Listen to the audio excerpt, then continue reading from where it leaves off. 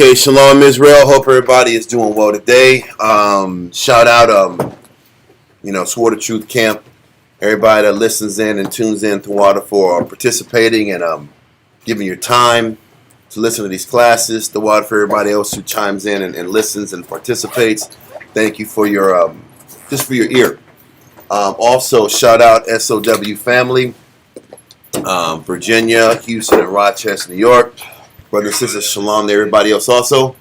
Shout out Cabo Covenant's congregation in Cali, Georgia. All y'all brothers and sisters, hope y'all are doing great today. Also, shalom to all other Israel that participates, listens, and tunes in. Thawada again to y'all. Today's class is a combined class. The first part of the class is going to be about the Day of Atonement. We don't want to just, yes, we've gone over Day of Atonement classes, but we want, just because the majority of us have had these classes doesn't mean the new addition of students have gotten it. So we're going to go over just a brief overview of the Day of Atonement and then go into another class we've been trying to build and work towards over the last few weeks. So the title of the class is Afflict Your Soul, Day of Atonement, and Regain Honor to the Most High. The second part of the class kind of deals with the topic of shame and how the Most High, a lot of Israelites throughout the years, not going to focus on that. Let me focus what's in front of me. The first part of the class is going to be afflicting your soul. So let's deal with that first. The first verse we're going to go into concerning the Day of Atonement is Leviticus chapter 27, Leviticus 23, verse 27 to 32. Leviticus 23, verse 27 through 32. Time. Ready? Yes, we are. Leviticus chapter 23 and verse 27 reads, "Also on the 10th day of this 7th month, there shall be a Day of Atonement." So first things first, just for everybody online, the Day of Atonement is on Tuesday night. Once again, the Day of Atonement is Tuesday night until Wednesday night. During the Day of Atonement, you don't eat any food nor drink. The scripture says you afflict your souls. That's what afflict your soul means. No food, no drink from sundown on Tuesday night until sundown on Wednesday night. So it's tomorrow. Tomorrow night is when the Day of Atonement starts. Just so we can understand that. So read it from the top again, sir. Come. Leviticus chapter 23 and verse 27 reads, "Also on the 10th day of this 7th month." No, from the top. Yeah, I'm sorry. Keep going. "Also on the 10th day of this 7th month, there shall be a Day of Atonement." So the Day of Atonement, when you sit back and understand what that Hebrew word for atonement means, it's really the day of expiation. It's the day of expiation. EXPIATION. And the day of expiation, by definition, is the act of atoning for a crime. Well, I know for a fact, a lot of times when we sin, yes, sis? EXPIATION. Also, call these brothers who are still running errands. What are they doing? Somebody. I think one came in. Okay. Okay. Just making sure everybody's here. Okay. So read it again. Come. Leviticus chapter 23 and verse 27 reads, "Also on the 10th day of this month, 7th month, there shall be a Day of Atonement." The Day of Atonement is the day of expiation. EXPIATION. And expiation is the act of atoning for a crime. The act of making satisfaction for an offense by which the guilt is done away. And the obligation of the offended person to punish the crime is canceled. Atonement, satisfaction. So the first thing is first. Do we look at our sins as crimes towards the Lord? No, we don't. We say we're flawed. We're mistaken. God knows my heart. I'm really a good person inside. I'm really a good person. I'm just, good girl going bad. You know what I'm saying? Anti-hero. You know, I'm really bad. I do bad works, but I'm really good inside. That's how we look at things. What we're not conscious of is that our acts are criminal. How we conduct ourselves and our sins are criminal. And this Day of Atonement is about afflicting our souls so the crimes that we do on a daily basis will be forgiven. Now, part of that definition of expiation is the act of atoning for a crime, the act of making satisfaction for an offense by which the guilt is done away. This is very important because what rides us consistently when we commit these crimes, when we do these acts of negative, is there's heavy guilt that rides us behind the negative action, or at least it's supposed to be. What the Most High is telling us is that we have an opportunity once a year to have our crimes forgiven as long as we sit back here and afflict our spirit, deny ourselves food and water, make that sacrifice on this particular day, and the Most High was telling us we don't have to carry the guilt behind it. And if we learn to let go of the guilt behind it, maybe that will motivate us to continue acts of good works. Because what trips us up a lot is not just the sin, it's the guilt that's associated with the sin. It's the thought that I'm not good enough. The thought that I'll never change. The thought that this repeated history and this repeated scenario that I keep falling short in is going to end up being the downfall, and I will never have a chance to come back to the Most High. And when you have that feeling of despair, what normally follows the despair? More indulgence. I'm just going to keep going because this is what I am. I guess this is what I am then. So what the Most High is saying is the Day of Atonement is not only an opportunity to wipe your sins clean, psychologically, along with the sins being removed, the guilt should be removed also. Now, there are some caveats to the guilt being removed that we're going to talk about down the line. But this is how we're supposed to look going into this day. I think focusing on eliminating the guilt in turn should help give us momentum to not keep repeating the same mistakes down the line. Because that's what we always fall short in. What makes this Day of Atonement redundant is that we'll starve ourselves, send our prayers up and eat our vitamins, and then sin within a week or two. Right? That's what makes this whole process redundant. So hopefully today in class, we can explain the High Holy Day and also give tips and approaches to try to find ways to stay on top of these weaknesses in us so we can actually move forward and progress. Because too many of us, the majority of us, just cycle in and out of good works. We cycle in during holiday time. We're the Jewish of the Jewish people. We're super Jewy. Then after these gatherings slow down, then all of a sudden the good works slow down. Yep. We get hype off of the gathering. The nostalgia. Yeah. So, what am I trying to explain?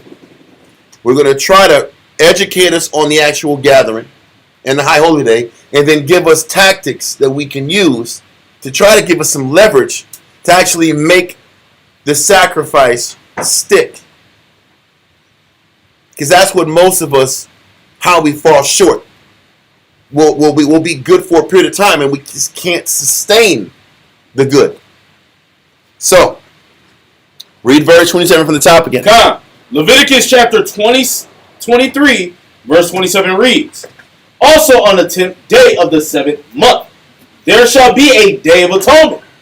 It shall be an holy convocation unto you, and ye shall afflict your souls and offer an offering made by fire unto the Lord. The holy convocation is a solemn assembly. It's those days that you take extremely serious. Like on the first of the month, that was a gathering and a fun time. Now we're locking down on the 10th of the month. And now it's time to get serious about the flaws that's inside of you. Don't forget, when we start gathering amongst each other, that's when a lot of the flaws that are inside of us really come to light. So the Most High gives us 9 days of communing with one another before we start really seeing these issues that have been in us for a long period of time that only our family sees. So now we're here on this 10th day. Now it's time to really give thought and attention to why we sin, to why we're flawed, to why we keep falling to the same evil week in and week out, time after time after time. Don't fool yourself and tell yourself that the sin that's in you is just a one-time circumstance or it's not that bad. Well, if you allow teachers and counselors to tell you, they'll show you a pattern in your negative, in your insecurity, in your pride, in your lust, in your overindulgence, in your selfishness, in your hatred. This is what should be meditated on while we're suffering. Not just sleeping and knocking out 6 hours while you're on your 24-hour fast. Because that's what's hot in the streets right now. 24-hour fast, you'll get ketosis. And it's good for your body. Let's not take it as a health move. Sincerely take this time to work on what's inside of us. Continue. Verse 28. And ye shall do no work in that same day, for it is a day of atonement, to make an atonement for you before the Lord your power.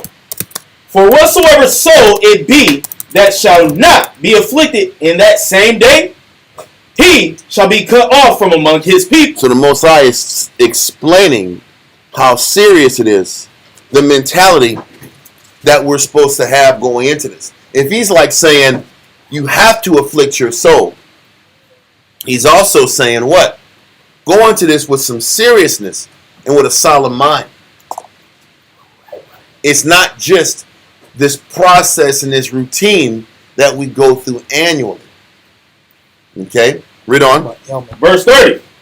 And whatsoever soul it be that doeth any work in that same day, the same soul will I destroy from among his people. And ye shall do no manner of work. It shall be a statute forever throughout your generations and all your dwellings. It shall be unto you a Sabbath of rest, and ye shall afflict your soul. So he's telling you, no work. If you can, we know where we're in. We're in a place we just can't take days off. If you can, what will be the purpose of not working? It's for reflection. It's to sit back here and take the time to see over the last previous year, how have you been? How has your pattern been? How have you operated? Have you taken the time to investigate your highs and your lows, your inconsistencies, your emotional temper tantrums, your pride, your negative outlook? Why the Most High has dealt with you the way he's dealt with you that particular year or in general? This is the time to really establish some type of analysis of how the Most High has dealt with you over the previous year. Read on. Did you finish verse 32? Keep going. And ye shall afflict your souls in the 9th day of the month at even. Okay. From even unto even shall ye celebrate your Sabbath. So you're still supposed to celebrate the Sabbath, but you're celebrating by really taking the time to work on what's inside of you. Now, let that go. That's the customary chapter we normally go to start this off. I want to go now to Leviticus chapter 16. Now, this chapter is the procedures that the high priest were supposed to take on during this Day of Atonement day. Leviticus 27 was for the people and what the people have to focus on. Leviticus 16 is what the high priest had to go through on a ceremonial level. So what the priests were going through on a ceremonial level was also meant to be a symbolic approach that the rest of the nation had to see. That's what the priests were. They were the leaders, they were the heads, they were the ones that were supposed to be esteemed above everybody else. So, if that's the case, then we were supposed to be watching Aaron and the high priest operate this approach, and we were supposed to learn something from this. So, read verse 1. Leviticus chapter 16, verse 1. We're going to be jumping in this chapter. We're not going to read the entire 30 verses. We're going to be jumping through it. And the Lord spake unto Moses after the death of the two sons of Aaron, and when they offered before the Most High and died. So the thing is this. This is shortly after the first time that we did the sacrifice to the Most High. And this is when his sons were killed. So right after they were killed, I would imagine this was during the memorial blowing the trumpets, when everybody was there, everybody was gathered together. This is quote unquote the Jewish New Year. His sons were killed, but now we have the Day of Atonement. And now we have ceremonies to establish for this day also. Read on. Verse 2. And the Most High said unto Moses, Speak unto Aaron thy brother, that he come not at all times into the holy place within the veil before the mercy seat, which is upon the ark, that he die not. For I will appear in the cloud upon the mercy seat. Thus shall Aaron come into the holy place. So Aaron has to go in the holy place, not the holy of holies. You remember the tabernacle? It was the altar, the washing basins. Then you go into the actual structure, which is where the holy place is. Then you got the Holy of Holies, where nobody can go into unless it was the high priest once a year. At this time, Aaron couldn't go to the Holy of Holies. He wasn't allowed. So let's jump around a little bit and let's get to verse 5. Verse 5, Leviticus chapter 16, verse 5. And he shall take of the congregation of the children of Israel 2 kids of the goats for a sin offering, and 1 ram for a burnt offering. And Aaron shall offer his bullock and of the sin offering, which is for himself. So what is the beginning part of this? Now Aaron has to sit back and make a sacrifice for him and his family's sins. He can't go and perform the ritual for the nation until he's clean and purified. Okay, read on. And make an atonement for himself and for his house. So he has to make an atonement for himself and his house before he goes about killing the animal and the sacrifice for the rest of the people. Read on. And he shall take the 2 goats and present them before the Most High at the door of the tabernacle of the congregation. So what he has to do is bring 2 goats to the door of the tabernacle, to the front or the entrance of the tabernacle. Read on. It says, and Aaron shall cast lots upon the 2 goats. So the casting of lots is to determine which one is going to be physically sacrificed and which one is going to be the scapegoat. Casting lots meaning it's left up to chance. Determine who's going to be the one that's killed and which goat's going to be the one that's left out to run off. Read on. 1 lot for the Most High, and the other lot for the scapegoat. So they're both for the Most High. But one literally is sacrificed for the Most High for Aaron's sins and his family's sins. And don't forget, his family had quite a few sins. His sons did, the ones that got killed. So he has to make things right for his son's sins and the rest of his family's sin. Read on. Verse 9. And Aaron shall bring the goat upon which the Most High's lot fell, and offer for him a sin offering. So the one where the lot fell for the goat to die, he had to kill that goat. Read on. But the goat on which the lot fell to be the scapegoat. So, but for the lot where the goat was supposed to be the scapegoat, read on. Shall be presented alive before the Most High to make an atonement with him, and to let him go for a scapegoat into the wilderness. And this is where it ties into when we read about that expiation. I think it was expiation. That was the word. Part of being cleansed for the crime was to be guilt-free afterwards. The only way you can be guilt-free for having an atonement for your sin is if that animal is sacrificed. The sacrifices, you have to give that sacrifice to yourself. You have to starve yourself. You have to afflict your soul. Make that sacrifice. But that other goat, which is the scapegoat, that is a very important part of this process. All of it was symbolism.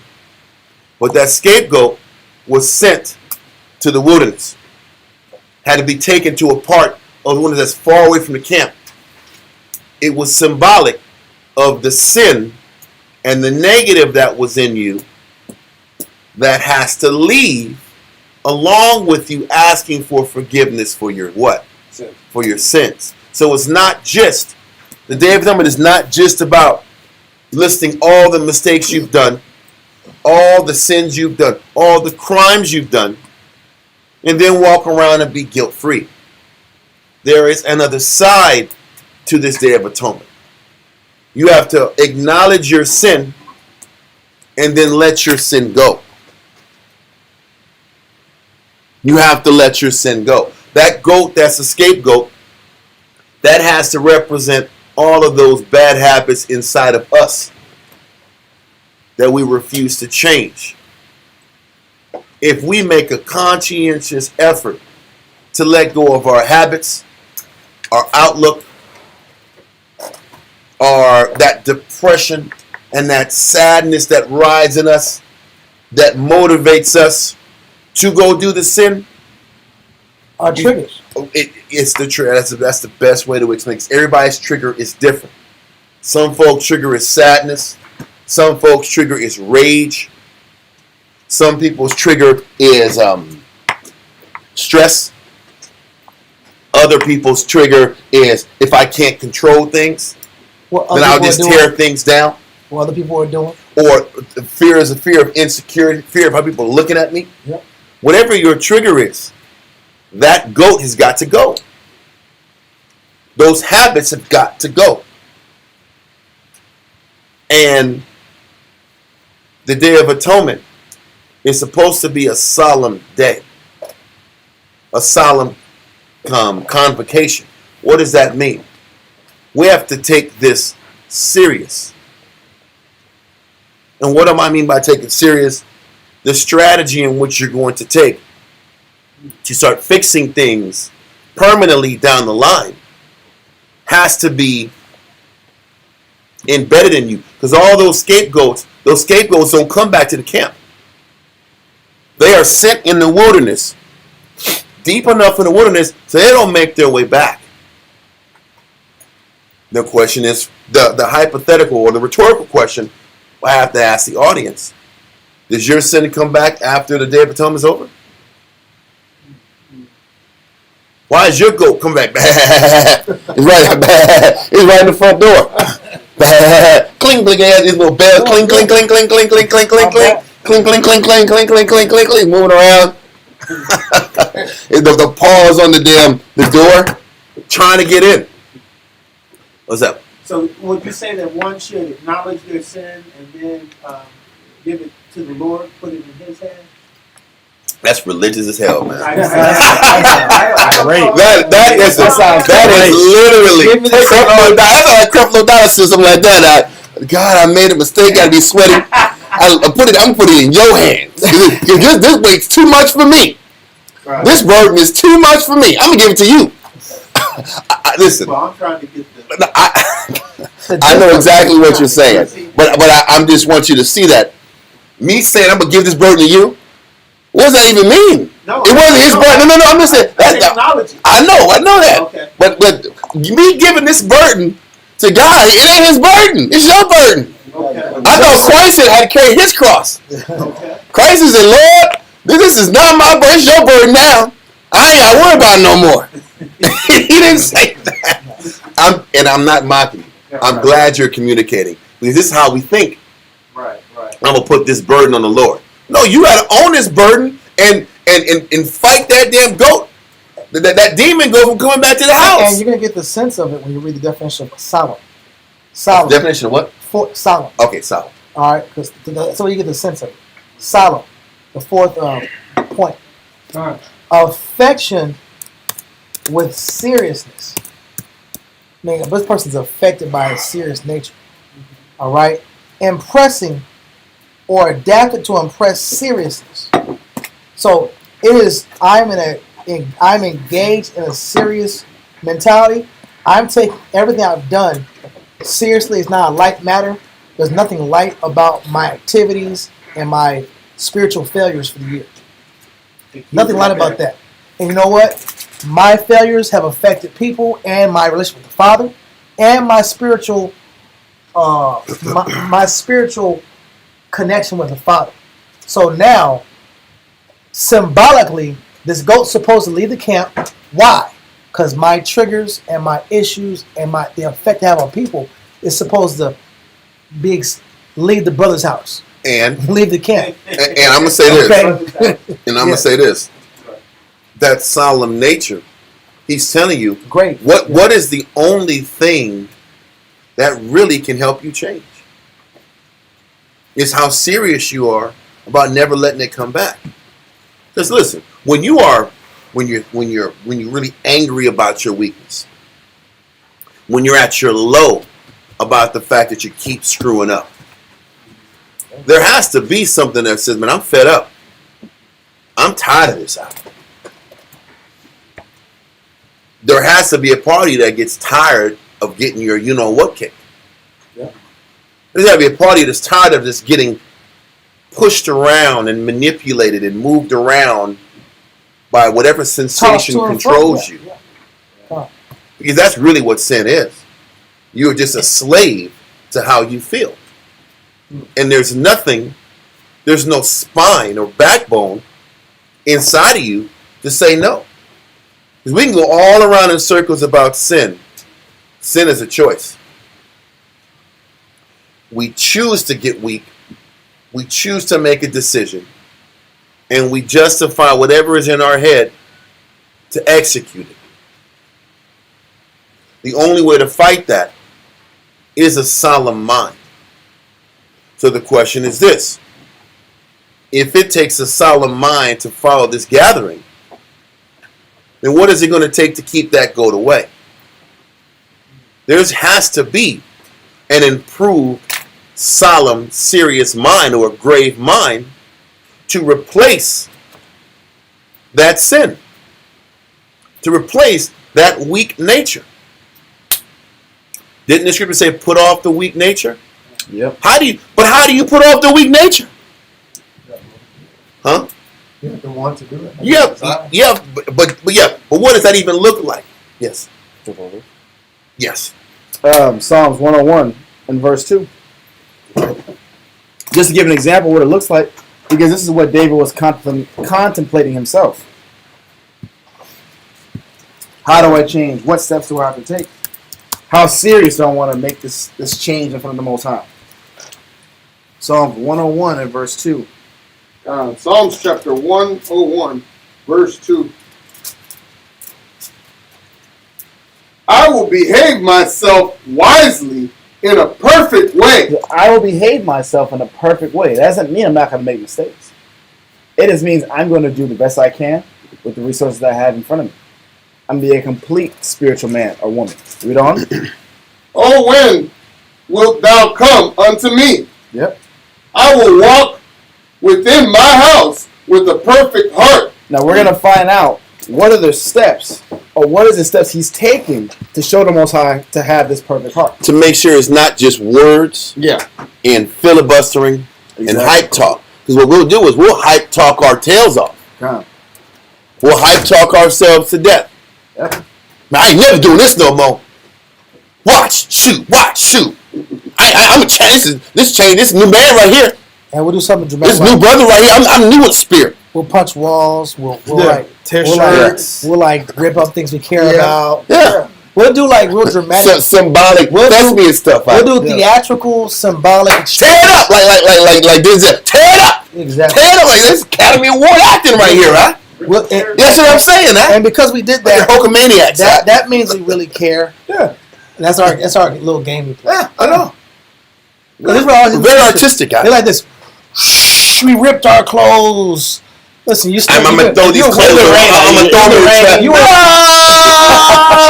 I shaved my head. I shaved all my hair off. Okay, you shaved your hair off, bro. You're still hate. You still got this little hate.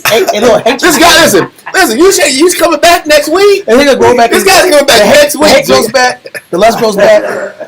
Here's a little lust coming back. All this happens. This is what happens to all of us. This is what we all do. Yeah. Or we'll drive a little crazy and like I'm self-destructive. Listen, bro, we're playing games. Yes. We're not. There's a Why? I'm gonna drive you crazy right now because I'm mad at me. Yeah. These are things we do. These are things we do. The stand act? But yeah, we'll Not stand, but the song the stand. character. We'll drive a little. We'll be purposely That's unstable what I'm saying, act. to show theatrically that we're mad or we're sad. We might cry once or twice, and then we're eating cake and ice cream and cookies and snacks. Carbs and sugars, and carbs and sugars. Then we're like, no, I sure would like to do what I did last year. I sure would like to do it again. No, last week. Last month. I'm saying, You don't go for a year, bro. like after all that theatrics done, like I so do miss that taste, that no flavor. There's a flavor to it. I just can't get that flavor back. That's us. All the way. I'm not gonna do about that. Not again. So we can turn like this. That's us. We're not serious. That's why the solemnness is so important. Yes. When you're serious, you skip the theatrical side. Are you going to make the decision? Because the solemnness is the key to maintain that guilt from not coming back. Yeah. The guilt is going to keep coming back if you keep sinning. If I shave my head out. But this is the Jew. You know, this is why the Most High gave us high priest stuff. Gave us the symbolism. He gave us, listen, we're going to read in the rest, in Leviticus 16, is that, you know, what's happening right now in the beginning of Leviticus 16 is Aaron has two goats. One is killed and one is confessed over for all the sins of his house. Then this he-goat is walked out in the wilderness. He starts to eat the food out there and never comes back. And the person who takes the he-goat out is unclean until the evening. Then you come back, and all the wickedness that you've once done for the year is now gone. Yep.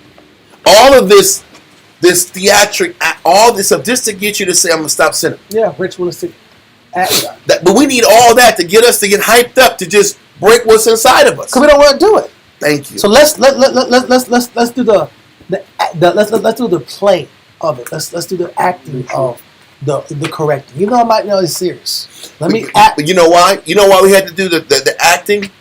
Because what it takes to actually change is love. And discipline. Discipline. Well, that's Wisdom of Solomon 6. Yeah. The care of discipline is love. Exactly. You have to love yourself and love the people around you enough To to maintain your discipline, to maintain that solemn mindset, to fight for a better you. Exactly. And if I'm It still goes back to all that. But you know, if the Most High, if Moses said, "Yeah, the Lord talked to me from the mountain, said y'all gotta love each other, y'all ain't gonna make it," they weren't gonna be able to make it. Yeah. How about that? How hard you try? This is why the Most High didn't. This is why Moses wasn't told to teach him love. He had to make him give these guys animals to kill and rituals and routines to follow. Yeah. Until Regulations. until Christ Yahushua is came, here. until Christ comes back and can show it to him. Yep. But The law was a figure of things to come. Shadow. A shadowy figure of things to come. But at this point, if I'm deprivated, right, meaning that I'm deprived of certain spiritual virtues or skill sets, such as mercy, such as having kind thoughts about others, right, then that's a muscle I lack. A lot of us say I sinned, but we don't look at it as a lack of spiritual strength. As far as there's a lack of muscle I have. Mm-hmm. All right, so if the issue is is Mercy. mercy, then that means I have to give a full 30 minutes per day looking at the suffering of other people and relating to the suffering of other people and putting myself in the people's shoes and also meditating on how I could be in other people's circumstances and see it from other people's lenses. That, but I think before you even go there, you can only learn mercy if you can take the time to see how the Most High has been abundantly merciful on you. Yep. I can't learn mercy for others unless I can take the time to think about how the Most High has daily loaded me with benefits. The Most High could have made our life way worse than what it is. We don't look at things that way. We are so hyper-focused on what I don't have and hyper-focused on how people have treated me. Oh, yeah. We don't think about how the Most High has not punished me to the degree that I deserve. That's in the scripture. We've gone over this many weeks ago. We're supposed to get punished at a way greater magnitude than how we're punished. For whatever bad you're going, I'm going to let you go back to your Psalm 21. However bad your circumstance is, don't forget, it should be way worse. Okay. And if you learn to think in that way of looking at things, then you can see how the Most High is merciful on you. And then if you can see how the Most High is merciful on you, then it's easier to start giving people additional chances who might be doing you wrong. And I wanted to add on to that because Daria went to a class a couple of weeks ago explaining how holding grudges is a sin. And that was an Old Testament law. That was something that, the Israelites obviously didn't look into. But when you look into the New Testament, Christ referred to that as lack of faith. Because when he told the disciples in Luke 17:1 that you have to increase your faith, or you have to increase your forgiveness 7 times 7, they said, Lord, increase our faith. Because they realized they were lacking that element. So even when you're looking at the offense of someone that's done to me all year long, that's what a lot of people go to. Mm-hmm. Well, I know I got a lot of things fixing me, but this brother or this sister or this situation happened, and I got hurt this way, and this is why I'm this way. The Most High says you still got a lot of hate in your own heart. You still have a lot of faithlessness in your heart. So how am I going to ask for forgiveness on my end if I haven't even let go of the offense that I've been given all year long?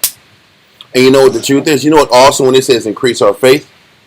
Because when you're hurt, when people are doing you the wrong way, it takes faith to trust the Most High is going to handle it. Yeah.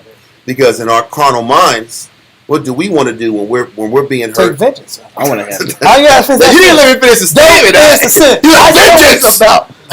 Eye for an eye. Must be still damn. Lying out. What the hell is going on? Capping, slandering. Captain Capavelliot. Capavelliot? Not Machiavelli. Capavelliot. I'm a brother. I'm about the truth. I want to serve. Like, really? You do? Let's go. Not really. Oh my God. Getting brothers on hype. I just got the servant T-shirt. The servant vest. Yeah. They can see the vest. The classes got me hyped that day. I was just hyped. I wasn't serious. Pump fake. That's funny. But you got all day wait and be ready to at any moment break what you got going in your life just to give to a spirit when they say they're ready and they're not really ready. Yeah. Because service and mercy and patience is all about faith. Can I operate at a high clip? Yeah. Operate at a high level of service and not have this part of you that wants something in return? I got to give love and mercy, and I'm just not going to get it at the same level. And can I have faith that the Most High will defend me and work it out for me down the line? Because how many times do you give your last dollar, your last morsel of energy and time to somebody, and you're zapped and have nothing else in the tank? You're really having faith the Most High is going to sit back and recuperate you from another source. Right or wrong? Yeah. You're giving your best every single day, and you know in the back of your mind all the needs you got.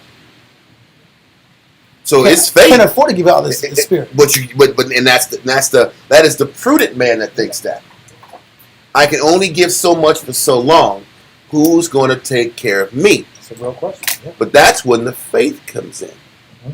I got to have enough faith to give the brother next to me everything I got, the camp, everything I got, and trust that my needs are going to get covered on the back end. That's mercy. That's where the root of love. That's the root of all the spiritual elements we need to have to get to the next level. Okay.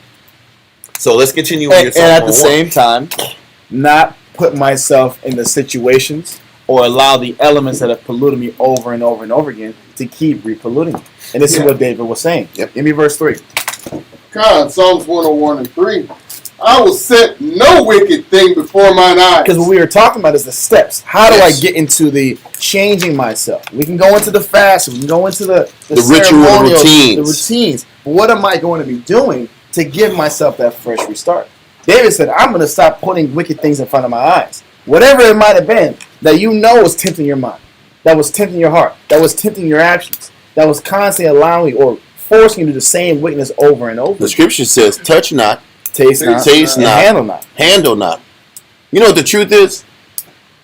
If you take enough time to inventory yourself, a lot of our sin comes from social media Okay? and the things you entertain and play with.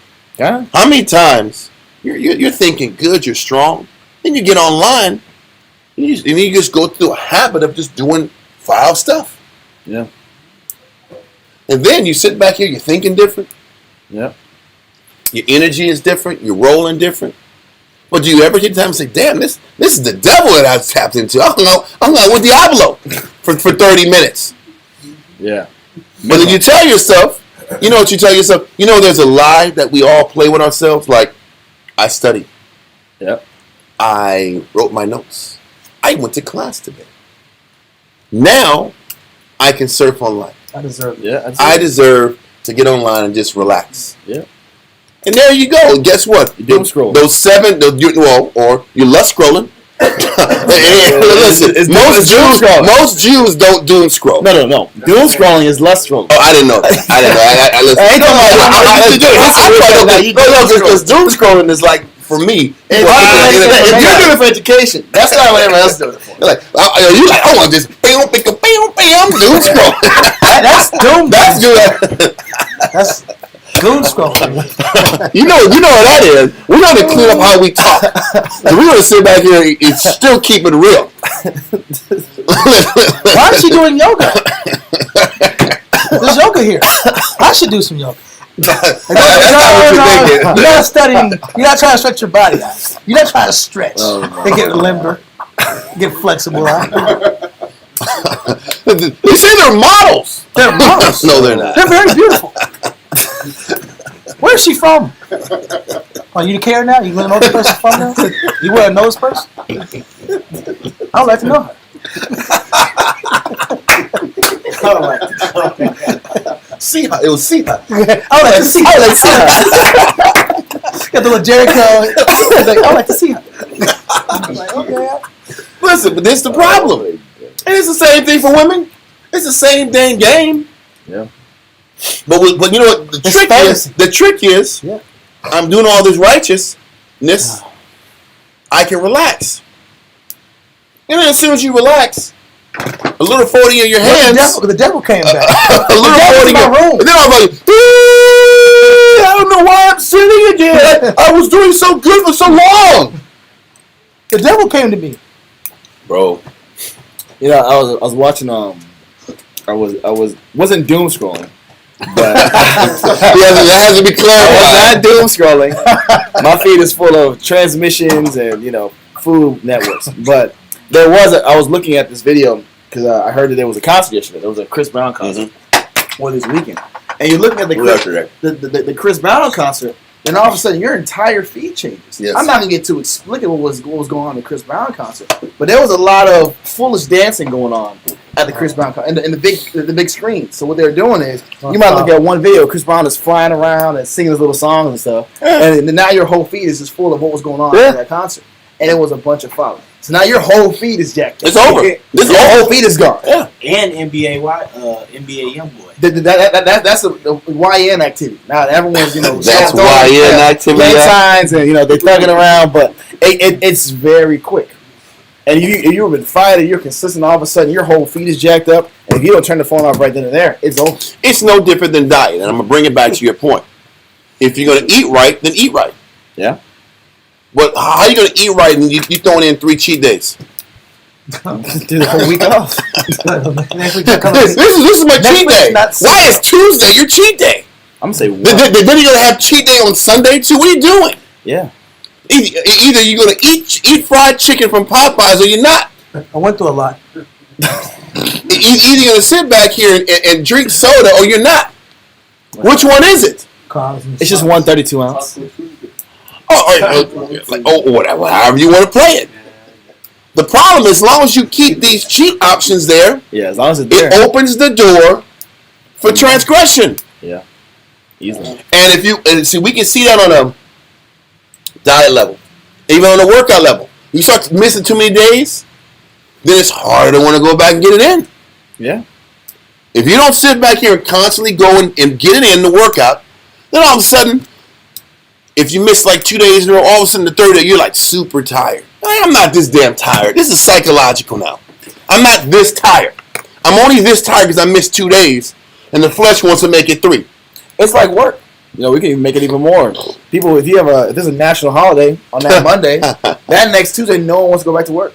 Yep. All the United States is now want to go back to work. If you have an extra day off. United States. Yeah, That United just States. slows down. A lot of call outs. Everyone's sick all of a sudden. Yeah. There's baby issues. Because what happens is you give the flesh a little bit more than what they're used to. Then they want more. They crave more. You give Esau changes the time zones. You give them a little more hours of sleep. All of a sudden, they're not waking up from their alarms. All of a sudden, they don't want to wake up at 6 o'clock in the morning. They want to wake up at 7, 8, 9. You give them a little bit. Give people, in general, it's a people thing. You give people a little bit of flesh. All of a sudden, they're going to keep taking more and more and more until it corrupts themselves. So what David was saying is, I'm not going to put anything wicked, anything fleshly in front of my eyes anymore. So this is the level of solemn thinking we have to start practicing. Yeah. What we're on the lookout for, I'm not going to sin. But you're not understanding, you are feeding The same. the momentum Yeah. 2 cents. to sin. And when that ball is rolling, bro, when that boulder is rolling, bro, and it's going downhill, it's coming from Mount Everest. Yeah. It's going downhill, B. It's law of physics. And then you can sit back here and fight all you want and Bible verse all you want at that It was point. just a little alcohol. It's That's all. I just want a little something to sip on. That's all I really and wanted. then all of a sudden the devil, you're the devil, huh? Yeah. After a little bit of You got alcohol. horns on you. Like a goat. Yeah. What's the point? What is it that's your weakness? If we're going to take this or this high holy day, from it's serious, what do you have to destroy and eliminate out of your life that leads you to the sin? Wow. And are you meditating on that? Or are we going to go through this gathering and be religious and do the same mistakes over and over and over again, and then cry and weep and be sad that we're running in place? Yes, Naga. So if you write anything down, I guess it would be what thoughts are you playing with before you sin? It's the thoughts. But it's also The environment the environment that you play with. That's the next trigger to the next actual move. And I don't think we take enough time to have an inventory of us. So for the majority of us, it's social media. What's your browser history look like? We'll give you a lot of idea of what's going on with you. Yeah. Because whatever you're browsing is creating an envy of the world. That's the next part. That's the next part. Yeah. What do you mean next part? In the Oh, verse. yeah. 'Cause once you envy that world, Yeah. then it's a matter of time before you give into it. So are we really serious about this Day of Atonement? Or are we just going to go through the motions and play the game like we're playing Jew? And then, what is the point? We have to practice abstaining Yep. from that Do you really need Instagram? Do you really need Facebook? Is very lightweight, but do you really need that? Not anymore. Facebook's actually turned up now. Yeah. It's lit. Do you need Snap? No, you don't. Why? That's the devil. Yeah. Snap is the devil. Snap's the diablo. That's the streets. Snap. I know. It's forgotten about. But it ain't. Oh, see? Here we go, man. There we go. He want the light off anyway, man. He don't want the light. He did it on purpose. He wants the light off. So, what's the point? What are we prepared to let that goat run off in the wilderness? Yeah. Instead of the sin ain't going to run off unless the trigger goes. If your vice is freedom, then we're going to sit back and make the decision, I'm not going to have any freedom. I'm giving up that freedom. If freedom is what you crave, the freedom leads to the sin. Are you going to give up freedom for the Day of Atonement? No, I don't know about that. Who wants to do that? How bad do you hate the sin? That's my point. How serious are you about change? Yeah. That's the old man that has to die. Freedom. Freedom in whatever way it's packed in your mind. Okay. If you can kill that, you can kill the sin. Freedom, independence, control. These are the real issues. It's the idea you want to feed. But the idea leads to the corruption down the line. So what do you want to give up? Is it vanity? Is it your image? How people look at you? Are you going to give that up for the Lord? Are you afraid to lose? What is it? Are you afraid to be lonely? What is it? I think the last class we talked about somehow we got to the conference about grabbing the bull by the horns. Yeah, that was the verse from last week. We end up talking. Huh? Yeah, you're supposed to bind the Sacrifice with the horns. bind the With sacrifice. cords. Exactly. But you gotta grab it by the horns. Yeah. You have to be direct about the problem. Israel wants to be indirect about the solution to the problem. That's why I'm talking. Like it's not a physical action. And we just want to be emotional. Yeah. And cry. And say, Lord, you take this burden. Jesus, take the wheel. Take the wheel. Okay. What does that even? So is that damn footsteps poem out? There was only one set of footprints walking down the sand. Whose feet were those? Yeah. That was Christ who was carrying me. Yeah. Okay. But where's the reading and studying and the application having to do with that? Okay. Where's the effort that we have? It's this cartoon thought that you don't got to change. You don't got to fight nothing. You just got to sing and dance and shuck and jive. And everything's going to be okay. He's going to fight all your battles for you. I was gonna say Christ didn't sit back here and carry that person that was lame that had lame. He said, "Get off your you know what and get in that water." Do you want to be healed? I said, "Do you want to be healed?" That's my point. Anyway, keep going on your point. Go on. Read on. Read from top again. Read verse 3 again. Verse 3. I will set no wicked thing before mine eyes. I hate the work of them that turn aside. And that's what he was going into. What he was saying is, are you going to start hating, or rather, are you going to get rid of the envy? That's what that means. I'm going to stop being envious of the people that are winning in the world, or living a life that I want to live in life, or in an environment, situation that I wish I was in. And then, do you think he's coming from a hypocritical position? He says, I hate the work of them that turn aside. That means I hate all bad habits. Yeah. This is about hating bad habits. Exactly. Not just hating sin. Yeah. You have to hate your sinful habits. Yeah. And those that cater to them. And keep doing them. And produce them.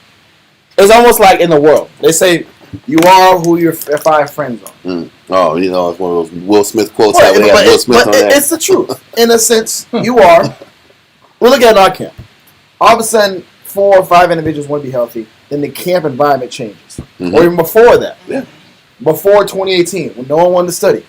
3 individuals want to start studying. 4 individuals want to start studying. You look up, most of the camp want to start studying. Now we have 4 or 5 men that want to start teaching. That is called a culture change. Mm-hmm. The culture change he's talking about is, I don't want to be around anybody that's not pushing for righteousness. Mhm. That's not pushing for discipline. That's not pushing for bettering themselves. Why am I going to keep surrounding myself, talking, investing in individuals who have no intention on changing? Because we want the space and room to not be judged. Don't judge me. Because you want that environment because you want to do what you want to do without the critique. Yep. We put ourselves in environments where we can't be critiqued, or we're around people that critique us, and we're very obstinate around them and very stale around them. Okay. So hopefully they don't say nothing to you. Mm-hmm. So you're trying to create room for sin. That's how people create gray areas to do what they want to do. And then we'll just say, I need more time. Yeah. Well, you might need more time. But that doesn't change the fact that you have to welcome pressure. Yeah. You have to welcome the feeling of pressure and accountability. You have to invite that in your life. Sense of urgency.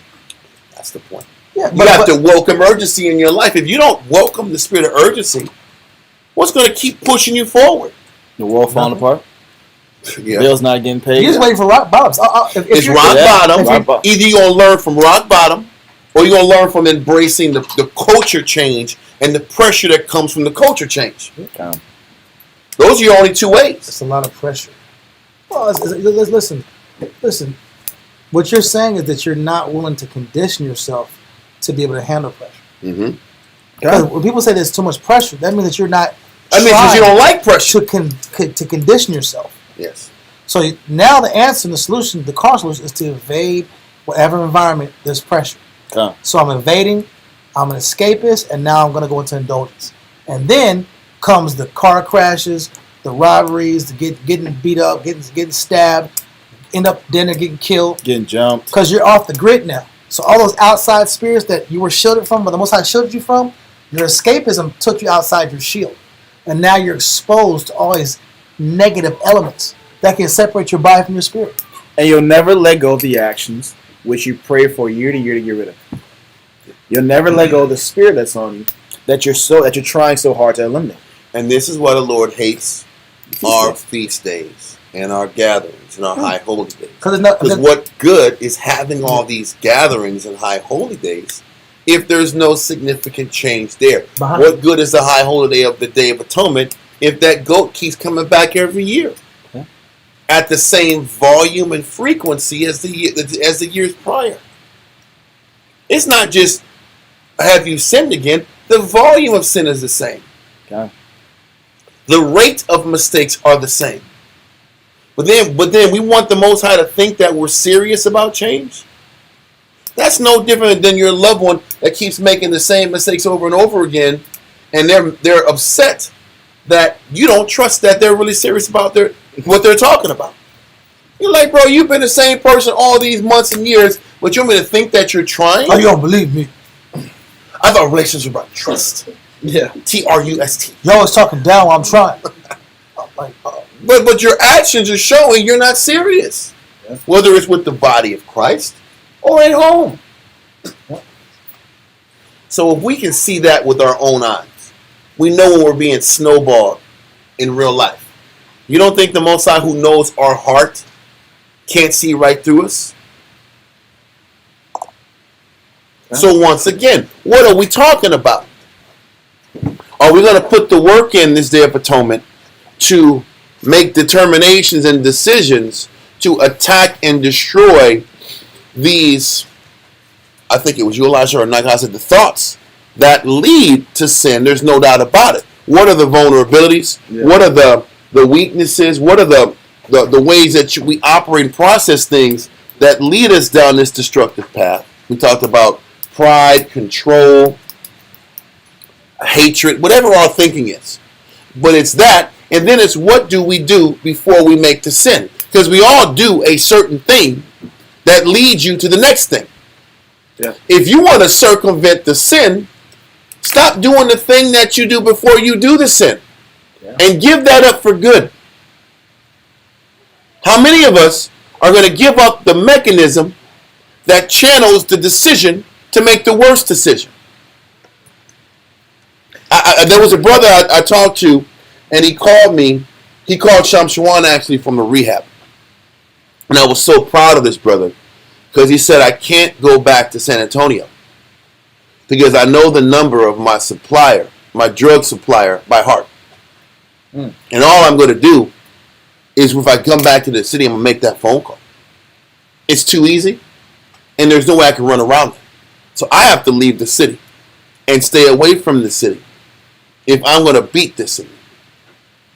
That was a mature, strong, and potent decision. And I was like, man, I'm truly proud of this brother for even thinking that way. Because most people don't process things that way and don't make strong, concrete decisions that will spawn change. How many of us are trying to do what this brother did? Who's going to sit back here and make a decision that kills the excuse or the door open up to make the real mistake? Are we going to cut off the social media for good? Are we going to sit back here and cut off the triggers for good? Are you going to cut off the breaks or the little vents that we think we deserve that leads to the sin? Are we going to kill the cheat days or the mental escapes that we've told ourselves for years It's okay. that's okay? That in actuality is what fries our brain.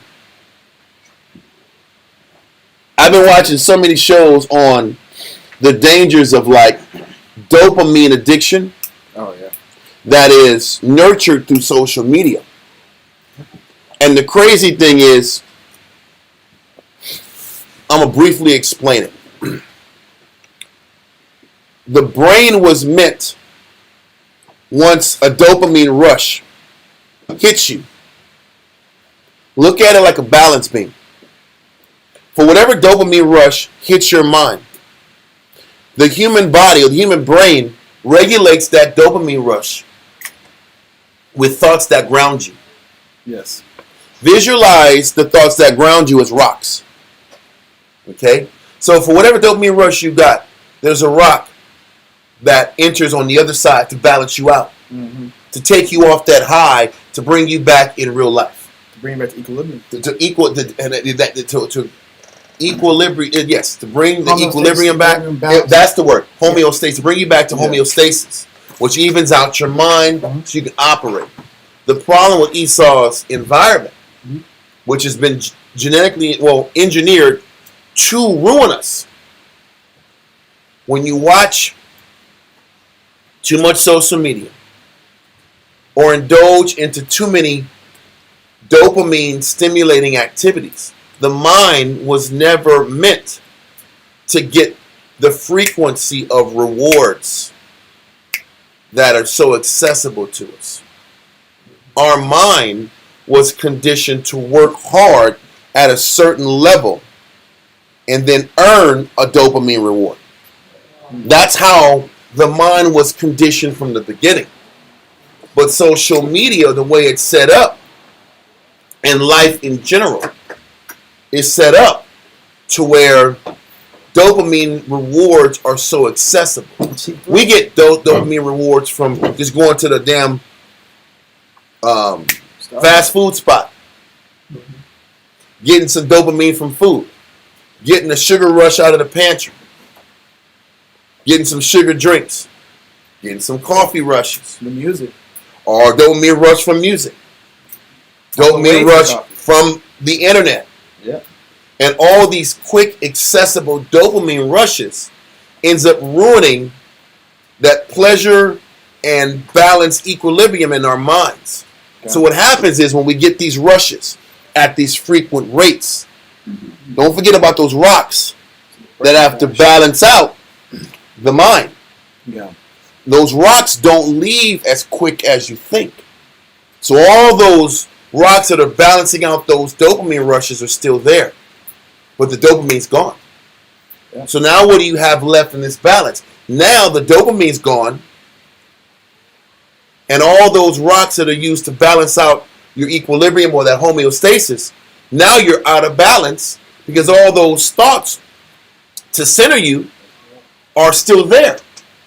And this is why there's this heavy level of depression and sadness and this lack of mental clarity and brain fog. And I'm constantly looking for the next high. It's negative thoughts to counterbalance the dopamine rush. But yes, the negative thoughts counteract dopamine, but the dopamine's gone, and you still have those negative what? They're still there, lingering. So now, after these highs you've gotten, you're just still sad and unfulfilled. So what do? Now I got to get more dopamine rushes to balance me out, but they never do. Because as you keep getting dopamine rushes, you keep loading these rocks of sadness and depression, trying to balance out a brain that can't be balanced anymore. This is how Esau uses the flesh and the desire for the flesh to ruin the mind and to make it harder to balance out your life and your spirit. So the only way to balance out your spirit is to cut out the dopamine. Yeah. If you cut out the dopamine rushes and the desire for the comfort in the dopamine, then all of a sudden, those rocks will start leaving and you can even out. But the problem is, society and everything around us has taught us to constantly look for the next rush, the next hit, the next mental stimulation. Mental or physical or food or drug. Yes, sir. You can even see it in children. I've been testing it out with my son. And, 1 week, we'll have him watch, cartoons, TV for about 3 or 4 hours a day. And I was doing it because honestly, I was just too busy to take care of him at the time. And you can see his behavior just plummet to when all of a sudden he's showing signs of ADHD. He's bouncing off the walls. He's staying up till 12 o'clock, 1 o'clock at night. He's mentally, emotionally unstable. He's crying for no reason. He's throwing crazy tantrums. And then the next week, you just cut TV out. And he's going to cry for a little bit, and all of a sudden he's cool. He's going to sleep at regular times. He's going to sleep at 8 o'clock at night, 9 o'clock at night. And he's regular. Then you get the reports of he was a great kid today. He was patient, never cried one time. That was, for me, that let me know, okay, this is a real thing. The false stimulation has a major effect. Yeah. There was a person that, I think it's Pitbull push-up guy. I don't know. He's a dad online. That's some dopamine angle lessons right there. He just popped up. He says his daughter. He said snacks are a part of childhood, so he made his child Doritos. Like instead of them buying Doritos, he actually got the corn chips, cut them up, cooked them, blended them, turned a little powder, then he turned to a ball, and then he made chips, and then he boiled them. And he said the red dye number 5. Or whatever it is, Red 40. Yeah. Red 40. When she eats the red dye, it's not even his daughter anymore. She's a completely different child when she has the red dye. It completely affects her brain chemistry, and then so he has to make sure she doesn't have that red dye, and she's normal again. She doesn't have the tantrums anymore. But the challenge is though, in order to keep your kid, it's both of those examples are perfect. Or you'll have parents just throw a damn iPad in front of the kid. Yeah. And they're sitting back here living off an iPad and wonder why they're super slow, they're developmentally slow, they're mentally they're hyperactive or they're developmentally slow. Yeah. But what's the reason? All those answers you're given is dealing with lazy parenting. Yeah. Parents don't want to sit back here and engage with this kid all day. Yeah. So because you don't want to engage with the kid all day because you're eating Doritos and you're zapped out. So you want to eat Doritos and chips and get dopamine highs. They want to eat Doritos and chips. There you go. And you won't give them dopamine highs, so you can get your dopamine high. Yeah. It's the truth. Yeah. When if both people deny themselves of the dopamine highs, the parent can simulate the child and work on their auditory scenarios, hand-eye coordination, reading, listening, and work on developing their kid every day. The skill set's good. But that takes work. That takes selflessness. Yeah. A lot of times parents don't want to do that because they want to live their life. Yeah. So what's the problem? Israel are women and men, or women are ostriches. You know what an ostrich does? An ostrich has a child and leaves.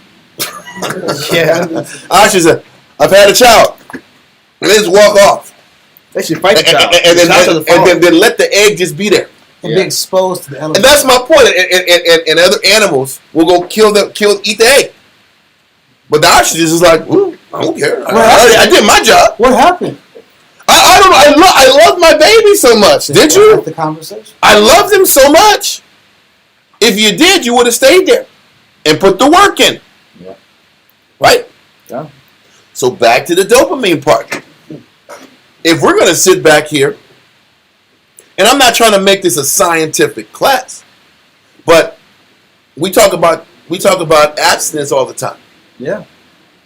The only way to change these habits, to make significant strides in our growth, we have to wean ourselves off of these stimulants that we live off of.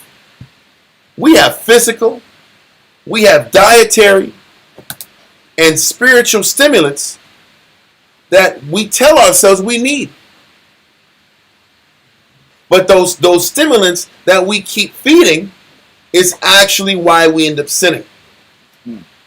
And are we going to regulate and discipline ourselves enough to cut out the social media, cut out the little mental escapes that we've told ourselves that we need? For some of us, listen, I know Israelites that can't even look at alcohol. If they look at alcohol, they're just beasts. They're doomed. Then why do you keep drinking alcohol?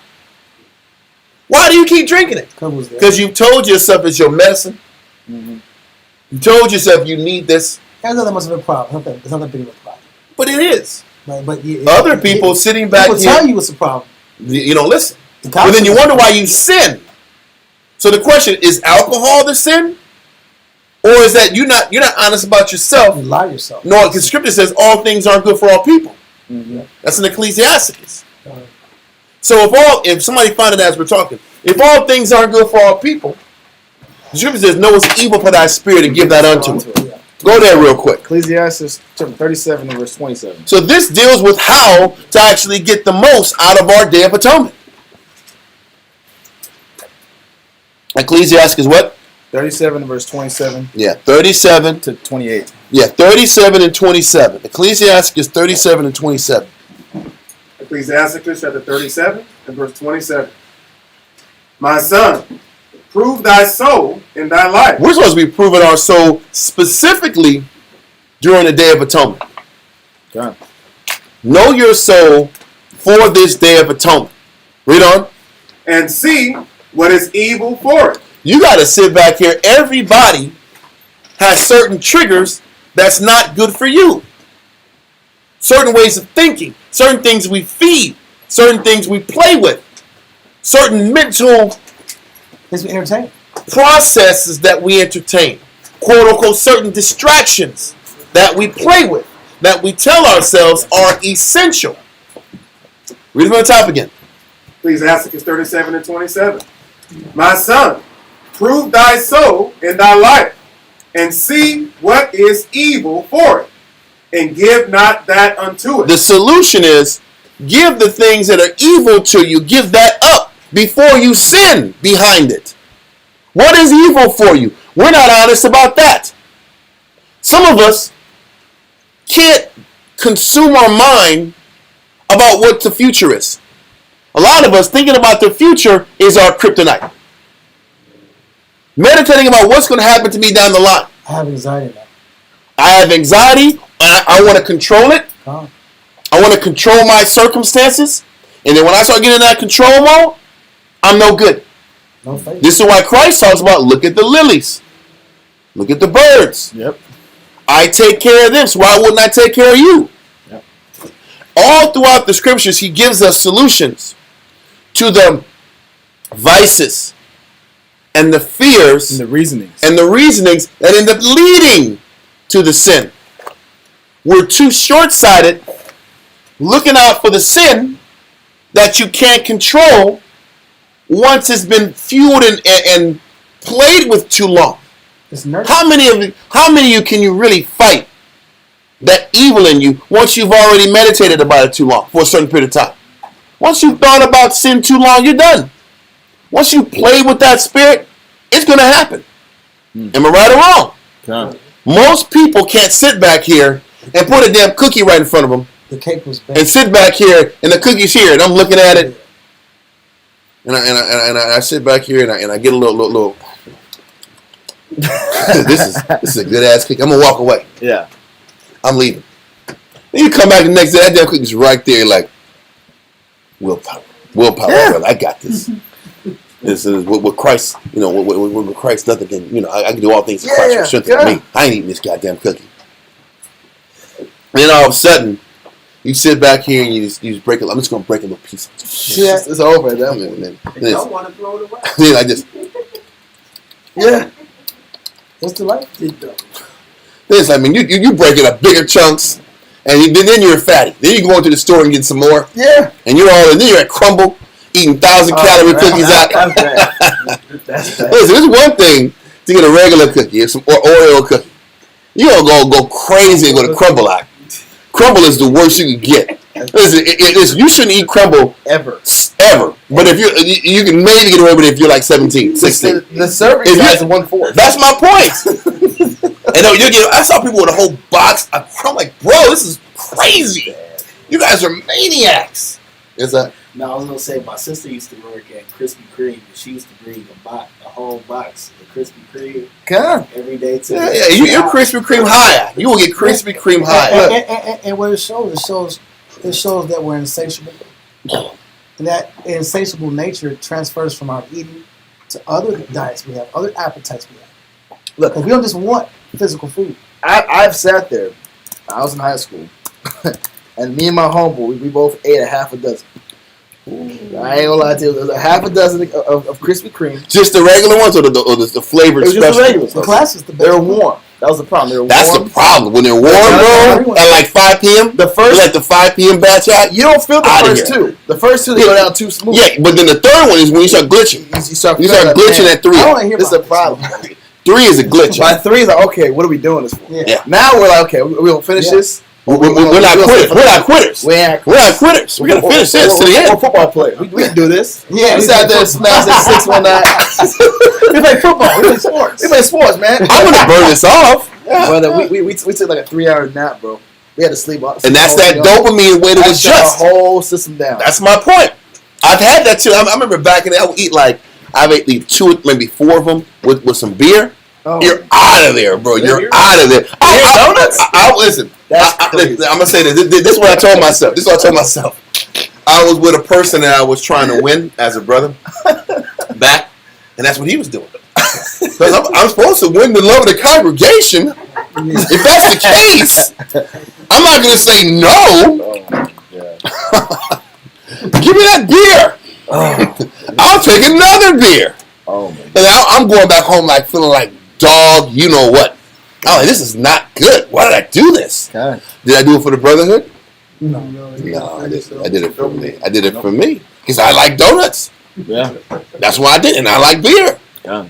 It wasn't a good mix, No. but I did it. And you regret after. And I There's just shame thought- for it after. It was a shame. But once again, what I'm trying to reel it back in. We're bringing some real life stories to bring it to life, but this is what we do every day. We never get to the core and the root of why we sin, why we go left, what are the thinking patterns and the justifications to entertain a relaxed vibration. It tells you about a little folding of the hands and the whole house falls apart. That's what has to be focused on and attacked. Yeah. Where am I folding my hands at? Where do I get relaxed at? Where is my relaxation at? If we want to sit back here and actually make the Day of Atonement significant, then I should be meditating during this time of affliction, the afflicting of my soul, focusing on where am I folding my hands, where is my relaxation at? Because if you sit back and think about your relaxation enough, you'll find out that's where your sin lies. Yeah. So are we going to take this serious enough or not? Because this is the situation. A brother counseling you or a sister counseling you is the tip of the iceberg. You have to put the time to study and to confirm what the counselor tells you. I don't think we do that either. You have to confirm the counsel. You have to look to prove that the counsel you were given about yourself is correct. You got to study to prove that the classroom over today is correct. Or you're wasting your time. Or you're playing the fake Jew, in which the Most High hates these gatherings for. Stop playing the Jew game. Stop playing a cosplay version of Israelites. And we're all guilty of that to a certain degree. Let's stop playing cosplay version of Jews and actually do it. Yes. I want to finish the last part of that Psalms 101 and verse 3. Because what David was saying is he was making all these steps so this sin wouldn't perpetuate. Mm-hmm. Finish that up real quick. God, I hate the work of them that turn aside. It shall not cleave to me. I mean, okay. Read from the top. That's what I meant. God, verse 5 from the top. I will set no wicked thing before mine eyes. I hate the work of them that turn aside.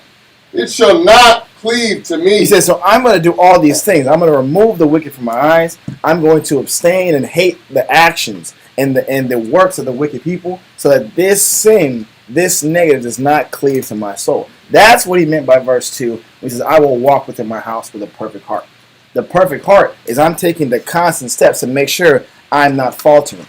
Not that I'm perfect. Not that we're flawless. We know David was flawed, just like we all are. But what am I actively doing every single day? Am I living an active life? That's what it means to live an active life. Am I living a purposeful life? Or am I just going on autopilot? If I go on autopilot, then anything can happen to me. Any temptation can fall onto me. Any mistake can happen. I'm living in an intentful life where everything I do is for a purpose. Everything I do has a reason. Like the scripture says in the New Testament, if I eat, it's for the Most High. If I don't eat, it's for the Most High. Everything I'm doing is for the Most High's acknowledgement. If I had that mentality in my mind, then this sin will not cleave unto me. That's all I want to do. I want to go back to Ecclesiastes 37, and we're going to finish this out because the whole end of the chapter ties in everything we're talking about. So we started off. Yeah, we never finished this, right? 27. What's that? Yeah, we never finished 37. 37. Let's go 37 to 31 is what we're going to do.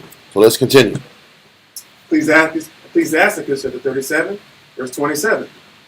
My son, prove thy soul and thy life, and see what is evil for it, and give not that unto it. This is the battle we all have to commit ourselves to. Whether it's an addiction, a drug addiction, or spiritual addiction, it's the same thing. We get caught slipping, looking to not do the deed, versus giving our mind to attacking what leads to the deed. What is it? What lust of the flesh are you feeding that leads to the actual sin? That's another way to explain it. What lust of the flesh are you trying to satiate or feed in yourself that actually leads to the failure and the sin? Read on. Verse 28.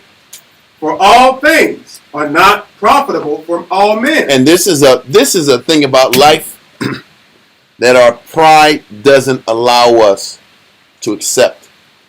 Some people cannot handle alcohol at all. Some people can't handle social media at all. Some people can't handle eating junk food at all. Some people can't sit back here and handle a club. Some people can't handle multiple ribs. Let me explain that.